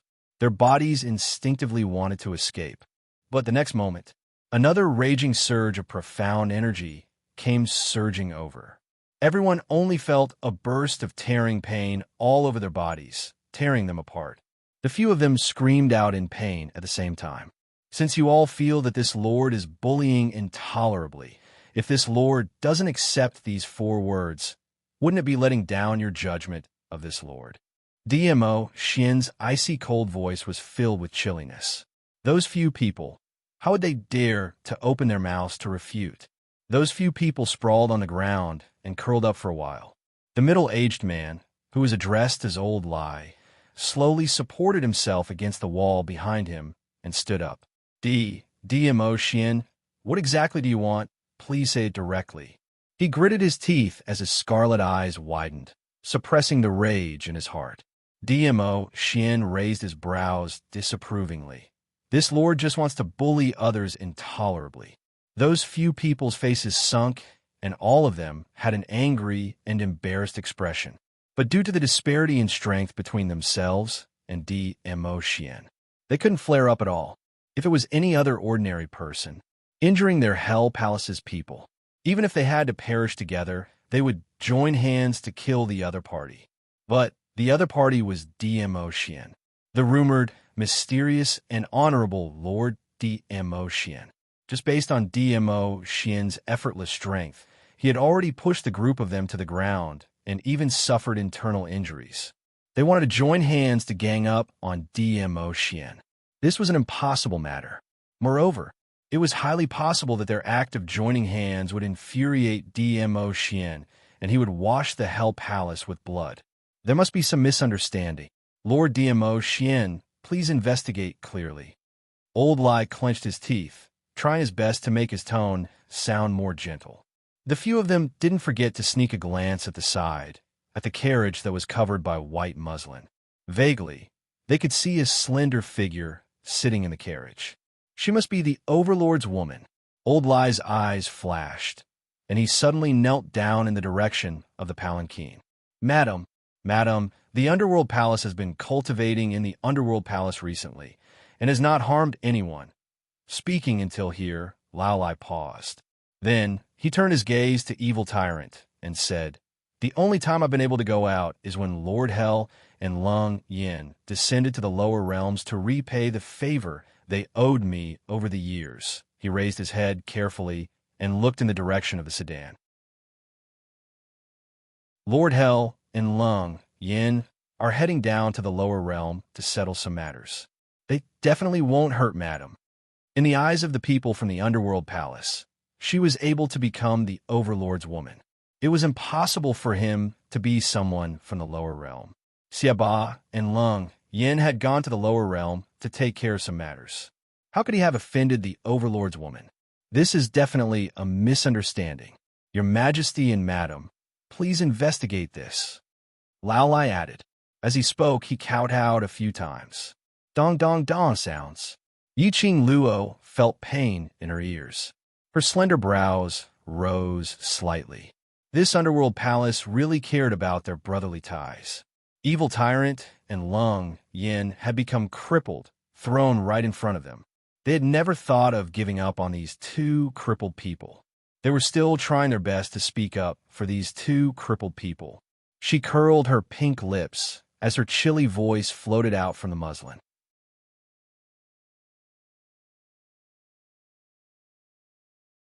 Chapter 3044. Old Lai's kowtowing action halted. The others were also stunned. Their gazes swiftly shot towards Xieba and Lung Yin. Lower realm? The Overlord's woman ran down to the lower realm and coincidentally met Xieba and Lung Yin. Towards Xieba and Lung Yan's character, they had been together for many years, so they naturally understood it. Even in the lower realm, once they didn't follow their wishes, hatred could possibly lead to a huge battle. This time, Xieba and Lung Yin had offended the Overlord's woman. Hearing Yiqing Luo's words, those Hell Palace's people who thought it was a misunderstanding kept their mouths shut, not daring to open their mouths. Since the Lord of Hell Palace hurt my woman, then it means that your Hell Palace is targeting my woman. Xian squinted his long peach blossom eyes. Those few didn't dare to reply. Hurt my woman. Shouldn't I settle the score with you? Xian's lips curled upwards as endless cold rays and terrifying aura revolved around him. Hearing Xian's high-sounding reason, Yiqing Luo couldn't help but burst out laughing. Based on Xian's character, he would absolutely wipe out the Hell Palace directly. But in order to take care of her, he used the most complicated method. He only wanted to pave the way for her to personally take revenge. Looking at the man's tall and broad back view, Yiqing Luo's eyes curved as she couldn't hide the happiness and sweetness. However, Yiqing Luo felt happiness and sweetness. But to the few Hell Palace's people, this was simply a death sentence. The few Hell Palace's people slowly gathered together. Their expressions congealed as they occasionally looked towards Xieba and Lung Yin, who were sprawled on the ground. Their hearts were silently pondering on how to settle this matter. It was just a return of favor to the lower realm. How did they offend the Overlord? The Hell Palace's people who had always dissed the heavens and earth felt helpless. Just at this moment, a voice filled with hatred came nearer. That slut, what kind of madam is she? She's just a slut from the lower realm. As that voice got nearer, in the dark space, a white-robed lady who was filled with fairy-like aura swayed as she walked over. The lady was dressed in white gauze, and her jet-black hair was fixed with a jade hairpin. As she approached, through the veil, Yiqing Luo could see the lady's face. She was exquisite, young, and very beautiful. That's right, Mei, who should have died in the battle between the Miao tribe and the Palace of Darkness. Yiqing Luo remembered. Under her design, Mei and Yin Junfei were squashed into meat patties by the group of semi-finished corpses. Plum actually escaped. Then, where was Yin Junfei? People from the mortal world? Lao Lai noticed Mei's choice of words and asked with a frown. Mei's venomous gaze swept across Yiqing Luo's carriage. Yes, she's from the lower realm. How can someone from the lower domain come to the earth domain? Lao Lai seemed to have found a breakthrough. His expression suddenly froze. Your Excellency, this is against the rules. A light and sweet-sounding sneer came from behind a veil. The girl's lazy voice was filled with endless disdain. Could it be that the Lord of Hell of the Underworld Palace, going to the lower realms and attempting to destroy them and devour their space, is in line with the rules? You. Old Lai's face turned red, unable to refute. Yiqing Luo. Mei's venomous voice interrupted the conversation between Old Lai and Yiqing Luo. Step by step, she neared the carriage. Finally, she stood in front of the four maids. Chapter 3045. Balanced Historian? When these four words came out from Mei's mouth, Hell Palace's people's faces turned black. Once the balanced historian arrived, not only the Overlord's woman couldn't escape, their Hell Palace's people couldn't escape the crime of sneaking into the lower realm to create trouble. Who are you? How dare you come to the Hell Palace to create trouble? Old Lai immediately targeted Mei as he gritted his teeth and shouted angrily. You keep saying that the Overlord's woman is from the lower realm. Since she's from the lower realm, how did you know? How I know is not important. Mei stared at Yiqing Luo coldly. What's important is, she's a lowly person from the lower realm. She's not fit to stand beside the Overlord, nor is she worthy for the Overlord to back her up. The last part of the sentence. Mei's words were squeezed out from the gaps of her teeth. She totally didn't conceal her jealousy and resentment. Ha! The crisp sound of a slap rang out. Mei's body was smashed into pieces as she flew backwards and hit the ground. Alei stared at Mei and said coldly, Shut up. How dare you insult the Imperial Palace's future mistress? Half of Mei's face was swollen from the slap, and there was even a trace of blood at the corner of her mouth. Imperial Palace. Future mistress. Ha ha ha. Mei let out a low laugh. While murmuring these words, he laughed like a madman. She laughed and laughed. Her laughter became extremely strange. Suddenly, Mei raised her head, her deep black eyes fixed on DMO Xian. Overlord. These are your personal guards. Their attitude is your attitude. Future mistress was promised to her by you. Am I right? DMO Xian's eyes were fixed on DMO Xian. His eyes were so dark that not even the slightest hint of emotion could be seen. It revealed some urgency and craziness. Faintly, she could sense a flash of pain and despair in that pair of eyes.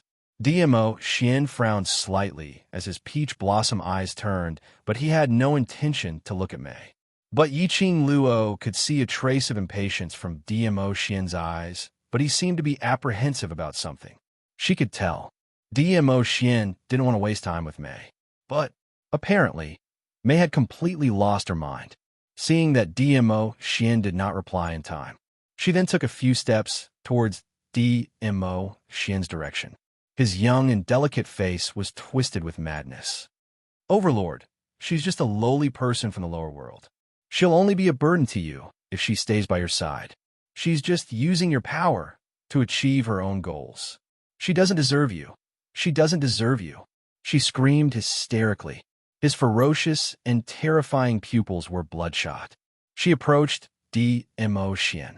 She raised her hands and tried to hug Xian. But, just as Plum was 3 steps away from Xian, a figure suddenly appeared in front of Xian. It was Ayu. The young man, who was dressed in a tight suit, raised his leg and kicked May's chest without hesitation. Ayu did not show any mercy in this kick. The kick made May wail in pain. She fell to the ground. A crater was formed on the ground. May's 5 viscera and 6 bowels were shaken to the point that they were about to split open. Blood flowed from the corner of her mouth. Why? Just because she's young? Just because she's beautiful? May screamed unwillingly. Her voice was hoarse, and she coughed out a big mouthful of blood as she screamed.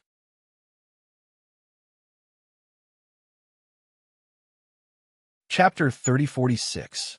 She doesn't have any ability and only knows how to rely on your power to put on airs in the lowly lower realm, committing all sorts of atrocities. What right does she have to stand by your side? May roared and roared as she suddenly burst into tears. Why? I've waited for you for so long. So long. You're not willing to take a look at me. A sudden sobbing tone. It made Yi-Ching Luo stunned. Through the veil, Yi-Ching Luo could clearly see that May's horribly distorted face, which could no longer be restored, with 2 streaks of tears, crying pitifully. Yi-Ching Luo. This was simply too out of place. But it was precisely because of May's uncontrollable performance that Yi-Ching Luo was almost certain of the guess in her heart. May's words. It made Xian's expressionless handsome face gradually turn gloomy.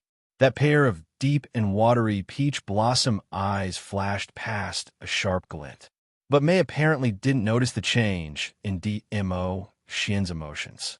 She covered her own face as she scolded Yi-Ching Luo viciously and like a white lotus, pitifully crying about her feelings towards Xian, while belittling Yi-Ching Luo to be worthless. While she was narrating, if she were to stand by Xian's side, what kind of benefits and help would she bring to him? Xian's brows creased tighter and tighter. The formless energy fluttered his robe. The powerful aura was incomparably overbearing. Just as Xian was about to fly into a rage, a clear voice was heard.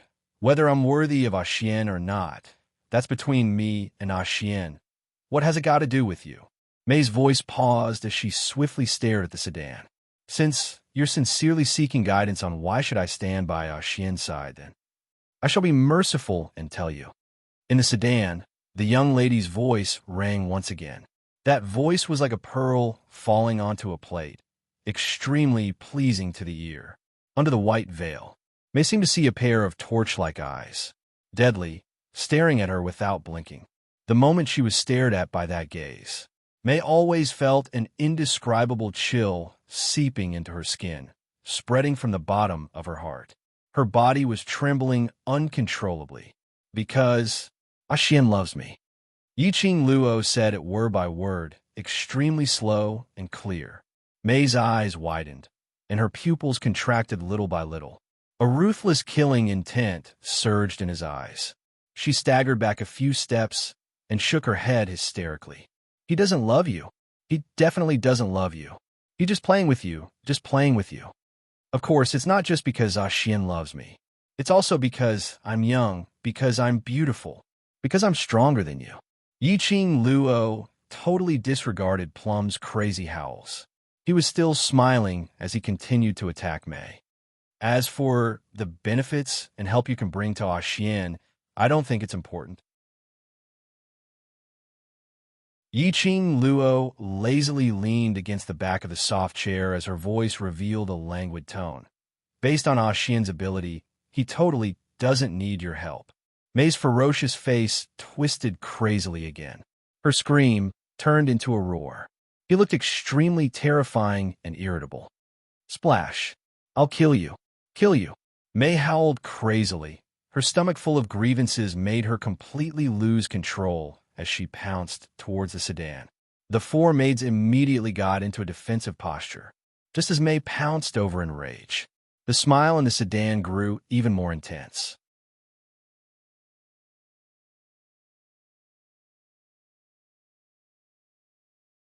Chapter 3047. By May. These two words were like thunder, exploding in May's mind. Her body, which was pouncing towards Yiqing Luo, suddenly froze on the spot. May raised her head abruptly. Her bloodshot eyes stared at Yiqing Luo. What did you call me? By Mei Fu. When she said these three words, she purposely dragged out the word Fu and immediately stopped and chuckled. I'm sorry. I've forgotten that you're no longer the teacher of the Heavenly Academy's class of God. You. May seemed to have been poked at the most unbearable wound. She immediately pointed at Yiqing Luo angrily. What master? What Heavenly Academy? Little slut. Don't try to change the topic. Isn't that so? Yiqing Luo tilted her head and gave a sarcastic smile. Initially, I wasn't too sure about my own guess. But other than Bai Meiyu, this old woman, who else would care about their own age like Xian? Just now, Meiqing Luo had screamed hysterically, saying that Yiqing Luo had used her youth and beauty to seduce Mo Xian. This made Yiqing Luo, who originally suspected that Mei was Bai Mei, even more certain of her guess. Only Bai Mei would care about her age in front of Mo Xian. Because, previously, in order to diss Bai Mei, she deliberately used Bai Mei's age to make Bai Mei vomit blood. When she saw Mei, Yiqing Luo had always felt that Mei was very strange. Especially that face, which totally didn't match her temperament. It was especially out of place. Speaking of which, Bai Mei really worked hard for Mo Xian. She didn't hesitate to abandon her charming face and put on a young and beautiful face. Did she really think that Mo Xian was that kind of shallow man? Mei. That was Bai Mei, gloomily looked at Yiqing Luo. Little slut, did you think that by exposing my identity, the Overlord will punish me because of this? Unfortunately, you are wrong. As if she had caught the only pride, Bai Mei's eyes flashed a trace of excitement. The Overlord will only forgive me because I am Bai Mei. She was indeed Bai Mei. Since Yiqing Luo saw through her, she might as well not refute. Anyway, even if Yiqing Luo did not expose her. After the balance historian captured Yiqing Luo away, she would also take the initiative to confess her identity to Mo Xian. She hated her identity as Bai Mei. She hated that body that was in her 30s. However, in order to use the name Bai Mei in exchange for his life, he had no choice. She had to confess. However, now it was Yiqing Luo who was the first to reveal it. Bai Mei stared at Yiqing Luo as her eyes shone with a cunning chill. In the sedan, the young girl listened to Bai Mei's words. Her long and narrow eyes narrowed slightly. This was not the first time that Bai Mei had relied on her status to firmly believe that Mo Xian would not do anything to her. What did Bai Mei rely on? Was this the so-called sister that she had mentioned? That sister between her and Mo Xian, although she believed that it was not a particularly ambiguous relationship between a man and a woman. But what kind of unknown past did her man have with another person of the opposite sex? Regardless of whether it was ambiguous or not, more or less, he would feel uncomfortable in his heart, especially when Bai Mei had been using her own sister to continuously provoke Mo Xian's bottom line. This Bai Mei was really shameless to the extreme. Yiqing Luo was thinking about how to dispel Bai Mei's idea of using her own sister to make her presence known.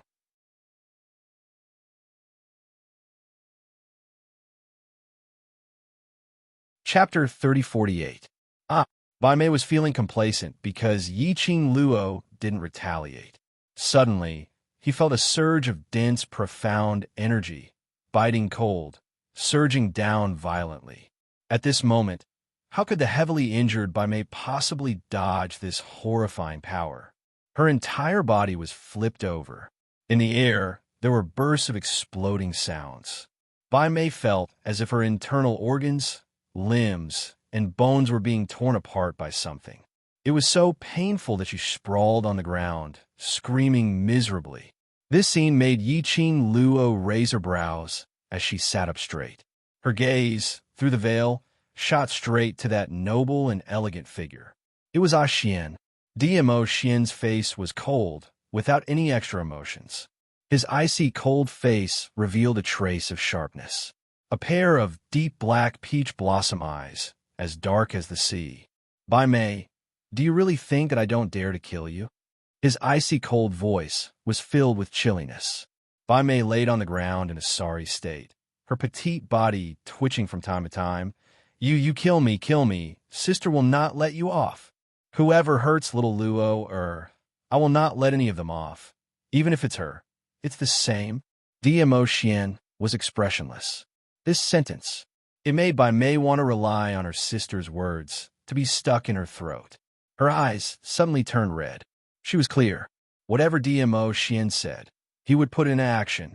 The meaning in DMO Xian's words was already very clear. As long as it was related to Yi Qing Luo, even if her sister came personally, he would absolutely not be soft-hearted and would not tolerate it. Not knowing if it was the heartache or the pain in her body, it made her hands curl up. Tears rolled down from her eyes. DMO Xian flicked his sleeves, too lazy to take another look at Bai Mei. His peripheral vision shot a glance towards Ayu's direction. Ayu understood, flew up, and directly carried Bai Mei on her shoulder. Bai Mei was still grieving when suddenly being carried by Ayu. Instantly, that twisted face became even more twisted from the pain. Her voice was hoarse, and she struggled hard. Your Majesty, are you really going to hurt the relationship between you and my sister for a lowly person from the mortal world? Big Sister has always doted on me the most. Big Sister will never forgive you for treating me like this. I will never forgive you. Her screams, her struggles. She did not receive any attention from DMO Xian. DMO Xian's peripheral vision had not even fallen onto her. Instead, he looked straight ahead at the people from the underworld palace who were supporting each other as they crawled up from the ground. This exalted one wishes to perform a blood sacrifice for the underworld palace to support this exalted one's woman. Everyone from the underworld palace should have no objections, right? Although he meant it as a question, but his tone was clearly a statement. In other words, he wasn't asking for the opinions of the people from the underworld palace. It was just a symbolic notice. The expressions of the people from the underworld palace changed dramatically. All of them widened their eyes and moved their mouths, but they were unable to utter a single word to refute Zhang Xian. They had experienced D. Zun's brutality. If he retorted, who knows, another round of vicious beatings. The people of the underworld palace were feeling apprehensive. On the other side, Bai Mei, struggling on Ayu's back, gradually stopped. Suddenly, she started crying and laughing crazily, looking at DMO Xian. DMO Xian's attitude had already told her very clearly. Don't try to use her sister's name to make him compromise. To him, the most important was only Yi Qing Luo. Anyone else, even if it was his sister.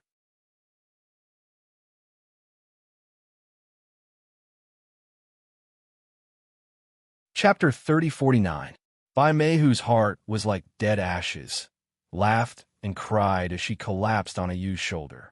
Other than laughing and crying crazily, she had quietened down. DMO Xian's gaze had never looked at Bai Mei. He slowly narrowed his eyes as he looked at the row of burly men in front of him. Then, he strode forward and walked into the underworld palace's entrance. Old Lai and the rest looked at each other. All of them wanted to stop him, but their feet had just moved. DMO Xian's entire body carried a berserk force as he was sent flying. Rumble. A huge cracking sound was heard, splashing mud and stones all over the ground. The pitch-black space was filled with terrifying and shocking energy. It was like a level 12 tornado sweeping up everything in its surroundings. The Hell Palace's main door was directly blasted open. DMO Xian's steps were steady as he stepped into the Hell Palace bit by bit. Behind him, Alei carried Xiaba on one hand and Lung Yen on the other. Ayu was carrying Bai Mei, following which, they walked towards the Hell Palace. Little Nine raised his neck, shaking the snow-white fur on his body. Only then did he take graceful steps, pulling the carriage and following behind. The four maids also followed closely behind. Just like that, the group of people swaggered into the underworld palace. The Hell Palace was indeed as its name suggested. Rather than saying it was a mansion, it was more like an underground cave. The entire underground cave was extremely spacious. It looked eerie and extremely terrifying. After stepping into the Hell Palace, the surroundings were no longer that pitch-black space like before. On both sides of the rock wall, there were 2 candlesticks every 10 over steps. On the candlesticks, there were candles inserted diagonally. The candles were bright, elongating everyone's shadows. Of course, if these candles were ordinary candles, Yiqing Luo would absolutely not think that this was terrifying. What made her curious was the candles on both sides were burning with a kind of almost green light. The entire Hell Palace was filled with a kind of faint green feeling. This green light was mixed with an extremely damp and cold aura. The sizzling sound of burning could be heard. Yiqing Luo seemed to have smelled a strange smell in the air. It made her extremely disgusted. What the hell? What kind of candle is this? Why is the color so strange? And it gave people such a strange feeling, especially when his line of sight touched the candlelight. There was always a very uneasy feeling in her heart. In this uneasiness, she subconsciously stretched out her hand and touched the cherry blossom pattern on her wrist. The skin he touched was smooth and shiny. The bright red cherry blossoms on her fair wrist were extremely obvious. The azure dew bracelet was still on her wrist. She thought that back then, she had risked her life to stall Xie Ba and forcefully break the blood contract with the azure dew bracelet. But when she woke up, the vein pattern of the azure dew bracelet was still on her wrist and hadn't disappeared. Yiqing Luo's eyes stared fixedly at the azure dew bracelet for a long time, although the azure dew bracelet was still there. But Old Man Song was no longer there. Not only Old Man Song. She couldn't sense anything related to the azure dew bracelet.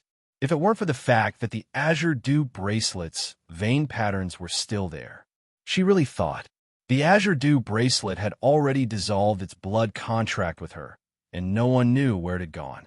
If Old Man Song was still here, he would definitely tell her what these candles were. But she couldn't contact Old Man Song. Was Old Man Song angry at her? Angry at her stubbornness?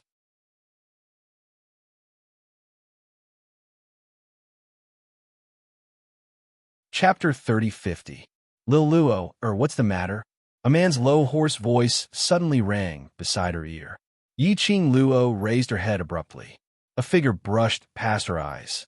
Her petite body suddenly felt light as she was brought into a broad embrace. The man's arm encircled her waist.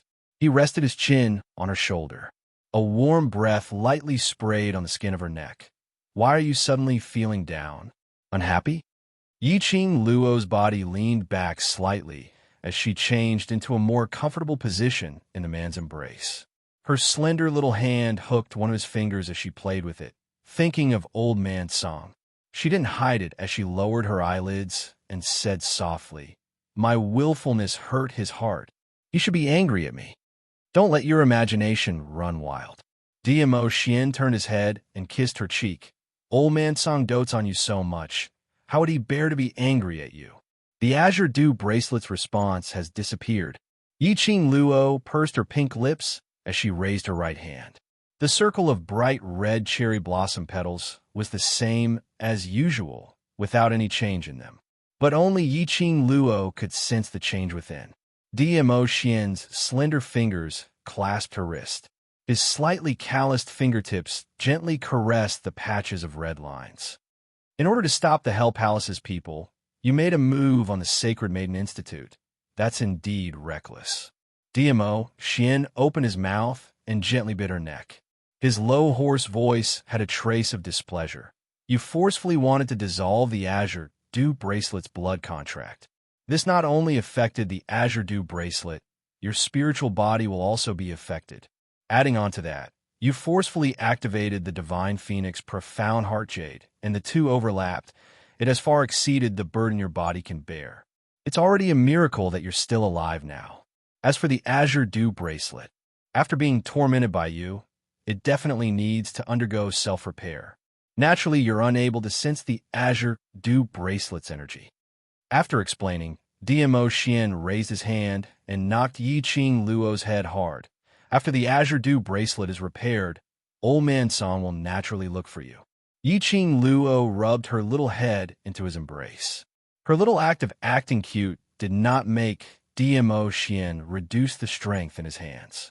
He knocked on her head again. Do you still dare to be willful in the future? I don't dare. Yi Qing Luo purposely cried out in pain as she shrank her little head. Remember what you said. This time round, Dmo Xian's hand encircled her slender waist again as he leaned close to her ear. If there's a next time, I'll continue for the third time. Yi Qing Luo, did he mean to give him a taste of his own medicine? She worried him. Was he going to let her worry for once? Why don't I feel the same way? Was there a need to be so overbearing? There was only a white veil hanging around the sedan. Although they couldn't see what was happening inside clearly from the outside. However, he could vaguely see the figure under the veil, the shadows of the two embracing each other, and the occasional chuckle. The eyes of Bai Mei, who was lying quietly on Yu's back like a corpse, like stagnant water, trembled slightly. Jealousy spread from the bottom of her eyes. Dmo Xian and his entourage swaggered into the Hell Palace. Old Lai and the rest naturally followed behind them with small steps. They didn't dare to get too close. They were also afraid of losing them. The entourage walked like this for about the time it took to burn a stick of incense.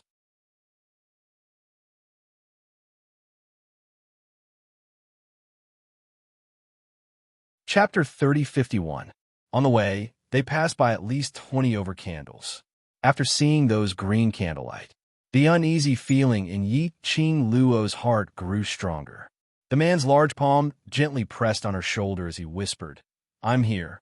Yi Qing Luo raised her eyes and met the man's deep and warm eyes.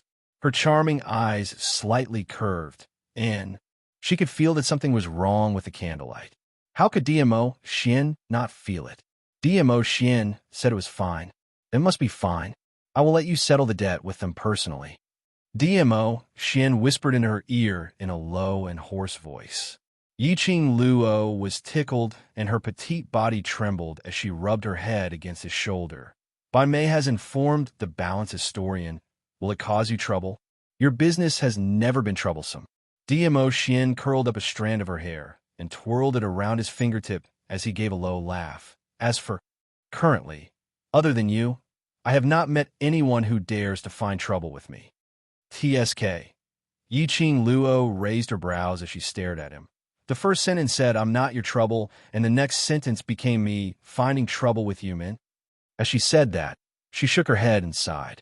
Dmo Xian's eyes were filled with pampering as he pressed her little head with both hands to stop her from shaking her head, just as he was about to kiss her. Suddenly, there was a commotion in front. Immediately in front, more than 10 figures were rushing over. Those 10 over people carried a horrifying aura. Along with their approaching speed, the entire Hell Palace was swept up by a strong hurricane. Yi Qing Luo's eyes flashed as her little hand pressed against Dmo Xian's chest as she sat up straight and looked over. She saw a bunch of dirty and sloppy-looking people rushing over from the corner ahead. Their speed was extremely fast and without the slightest hesitation. Their aura was domineering and ferocious. At the same time, Old Lai and the rest who had been following behind, not daring to get close, seemed to have been reborn as they joined the 10 over people in a pincer attack as they swarmed over. In a split second, the earth shook. The air in the entire Hell Palace seemed to be swept up by mud and stones. The surging strength chi surged violently, surging like a dragon, producing a sharp, explosive sound. This sudden attack, Yu and Ale could only choose to quickly put down the things they were carrying and respond quickly. The Underworld Palace had at least 20 people in total. Moreover, when they started fighting, they were so crazy that it seemed like they would die with you at any moment, no matter how high Yu and Ale's profound rank were.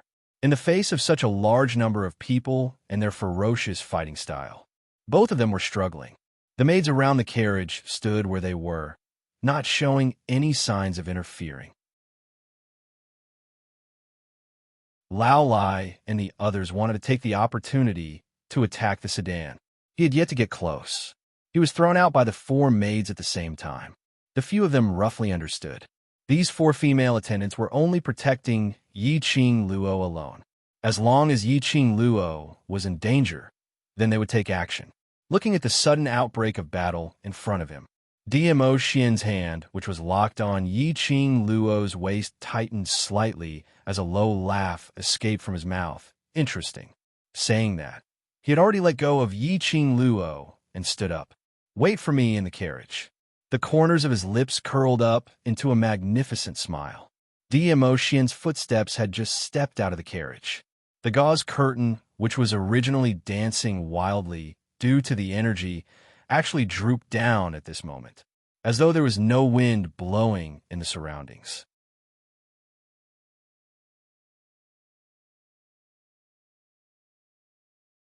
Chapter 3052. It was an enchantment. Once again, it protected her in the carriage. Yi Qing Luo looked at the man's tall back as she squinted her eyes. It looked like DMO Xian intended to use the Hell Palace to test his ability after his advancement, if not for the protection of this enchantment. Facing the surrounding, wave after wave, surging waves, she absolutely cannot take it, not knowing how long could these people from Hell Palace last. Yi Qing Luo leaned lazily against the back of the chair as she paid close attention to DMO Xian's actions. Old Lai and the others were heavily injured, and after DMO Xian and the others barged in, they could only use their special communication method to inform the Hell Palace's bunch of lunatics about this matter. Old Lai's original intention was to let them take the opportunity to escape. But this bunch of lunatics had always been arrogant and haughty. Now they had come knocking on their doors. How would they be able to tolerate this? Immediately, 10 over of them charged over.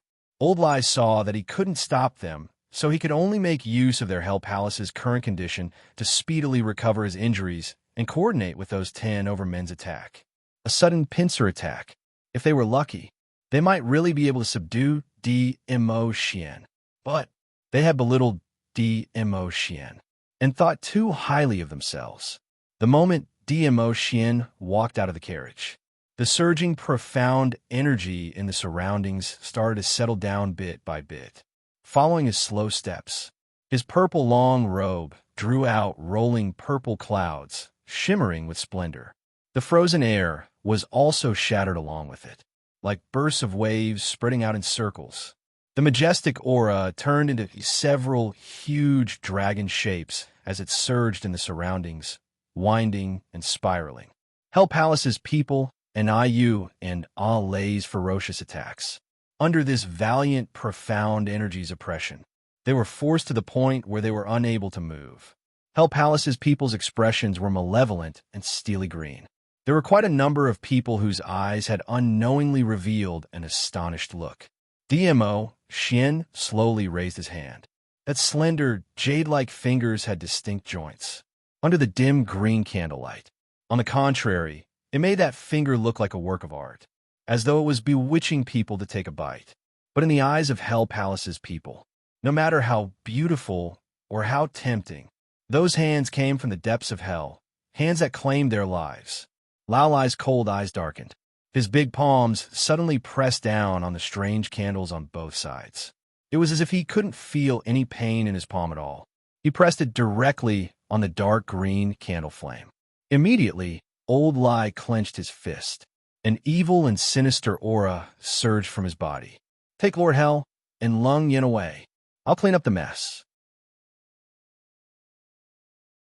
At the instant when the evil chi surged, Old Lai's fingers suddenly clenched tightly as he fiercely threw a punch towards DMO Xian's direction. DMO Xian narrowed his long and narrow peach blossom eyes. The smile at the corner of his mouth gradually turned cold. He raised his hand and slowly but smoothly drew a mark. Dark force condensed in the air, following the movement of his fingers, lingering. All of a sudden, a glaring purple ray shot out from DMO Xian's palm. The tyrannical, profound energy did not hold back in the slightest as it directly attacked. Carrying the dark force, it was like a stormy sea, surging unceasingly. Boom! The entire underground cave was plunged into an earthquake. The surrounding dark green candlelight flickered and flickered incessantly. This made the Hell Palace even more eerie and strange. Dawn.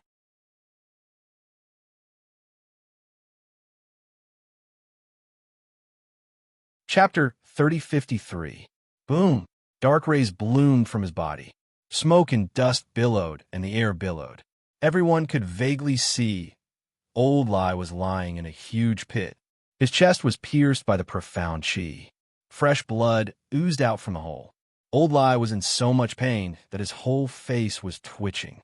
What made the people from Hell Palace feel a chill was Lao Lai, who had a hole poked through his body, was actually still alive. Did the Overlord not let him die? The people of the Underworld Palace considered themselves to be the most abnormal among the lunatics. Seeing emotion, they finally understood deeply. There would always be someone stronger than him. The Overlord had never thought of taking their lives. He wanted them to live a life worse than death, struggling on the edge of fear and death. Bit by bit, their gazes shifted to Evil Tyrant, Lung Yin, and Old Lie. Suddenly, they broke out in cold sweat. All their attention was focused on emotion and the people from Hell Palace. No one noticed. A slender figure swayed as she walked in the direction of the carriage. She swayed unsteadily, her steps unsteady as she moved with great difficulty. The carriage was moving without any wind. The white muslin of the four maids danced with the wind. Suddenly, the girl in the sedan gently tapped her fingers. That invisible gust of wind instantly calmed down. The slender figure swayed as she finally approached the carriage. She held her breath and controlled her breathing so that the maidservants guarding the sedan wouldn't notice her. The maid's gaze was fixed on emotion. It seemed that he didn't notice her approaching. The slender figure widened her eyes, which were filled with malevolence, and stared at the young girl in the sedan with a twisted and hideous expression. Suddenly, the figure shook violently. He turned into an afterimage and directly pounced toward the carriage. The white muslin dress dispersed in the air like smoke. But that figure rapidly charged toward the palanquin. He was only one step away from the palanquin. The four maids who were staring at DMO Shin suddenly raised their right hands at the same time. A purple light floated. The majestic and overbearing profound energy shrouded the entire carriage. The slender figure collided with the purple energy. The heart-wrenching pain instantly eroded the slender figure's senses. The veil hanging from the palanquin fluttered slowly. Vaguely, the young girl's exquisite and beautiful face was revealed. The corner of the young girl's mouth curled into a mocking sneer. Her beautiful face was also filled with ridicule. She leaned against the soft chair lazily. 3,000 strands of black hair scattered behind her. Then, the young girl's eyes curved and her pink lips curled up. She stared at the slender figure in front of her and slowly said, "By May, don't act like a clown. Don't overestimate yourself." Bai Mei was sent flying by the barrier and smashed into the ground with a thud. Hearing Yi Qing Luo's sarcastic words, Bai Mei clenched her teeth tightly as she suddenly raised her head and stared at Yi Qing Luo resentfully. That beautiful face that could topple a city. That mocking smile. That disdainful attitude toward her. Bai Mei's facial features became even more twisted. Anyway, she was going to die today. She had no intention to go back alive. To be able to bring Yi Qing Luo, this slut, to hell before she died. That was enough. Bai Mei clenched her fists tightly as she slammed the ground and forced herself to climb up from the ground. The madness and jealousy in her eyes seemed to be nourished as it kept growing.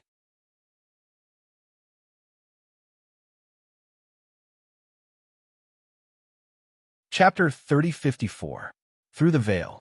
Yi Qing Luo could clearly see Bai Mei's changes, especially when she saw the black qi overflowing from Bai Mei's eyes.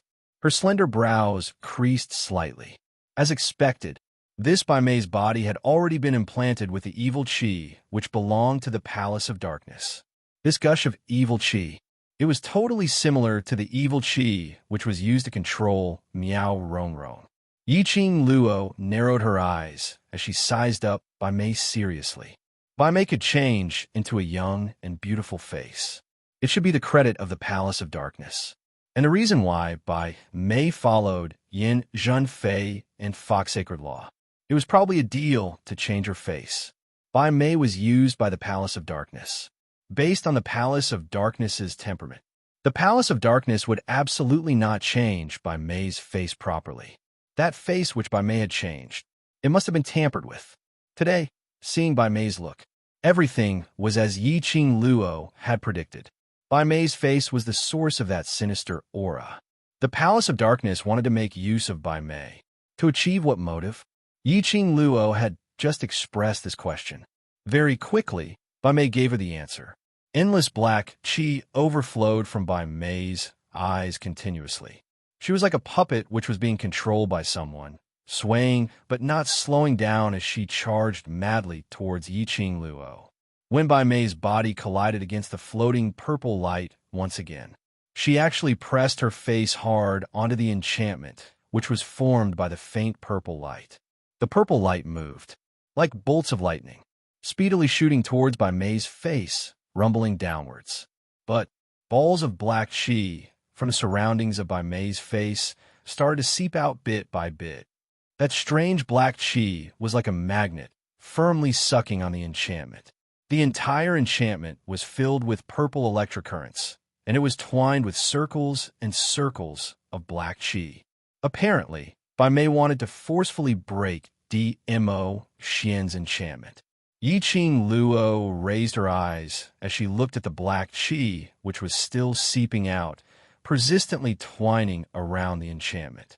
Bai Mei's face was already twisted in agony.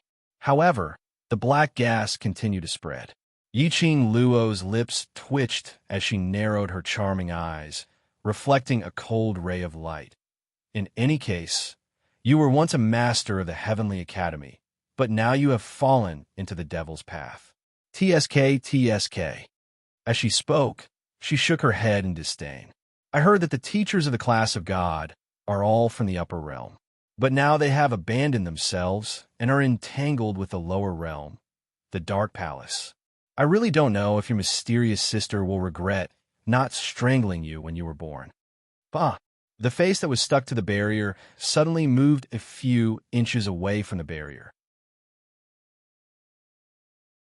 Bai Mei raised her eyes and stared at Yiqing Luo with a venomous gaze. What right do you have to mention my sister? You don't deserve to mention her. Bai Mei was provoked. The moment his face left the barrier, the black gas that was originally twisting and moving, rising and spreading. With an extremely fast speed, he quickly stopped breathing. Bai Mei also came to a sudden realization. She quickly pressed her face against the barrier again. But Yiqing Luo didn't give her this chance. Yiqing Luo intentionally used words to provoke Bai Mei to distract her. She then took the opportunity to stop Bai Mei from using the evil qi to engulf the enchantment. Just as Bai Mei's face was about to be pressed down, Yiqing Luo's fingers moved. The glower flame fan flew out from her fingertips. It turned into a whirling flame. You're tuning in to the Romance Rendezvous YouTube channel. We're so grateful for your support, and don't forget to subscribe to join us on this incredible journey through captivating stories. Your generosity through donations truly makes a world of difference, as it's the primary source of revenue that allows me to expand and enhance this channel for you. Thank you from the bottom of my heart for being a part of this adventure.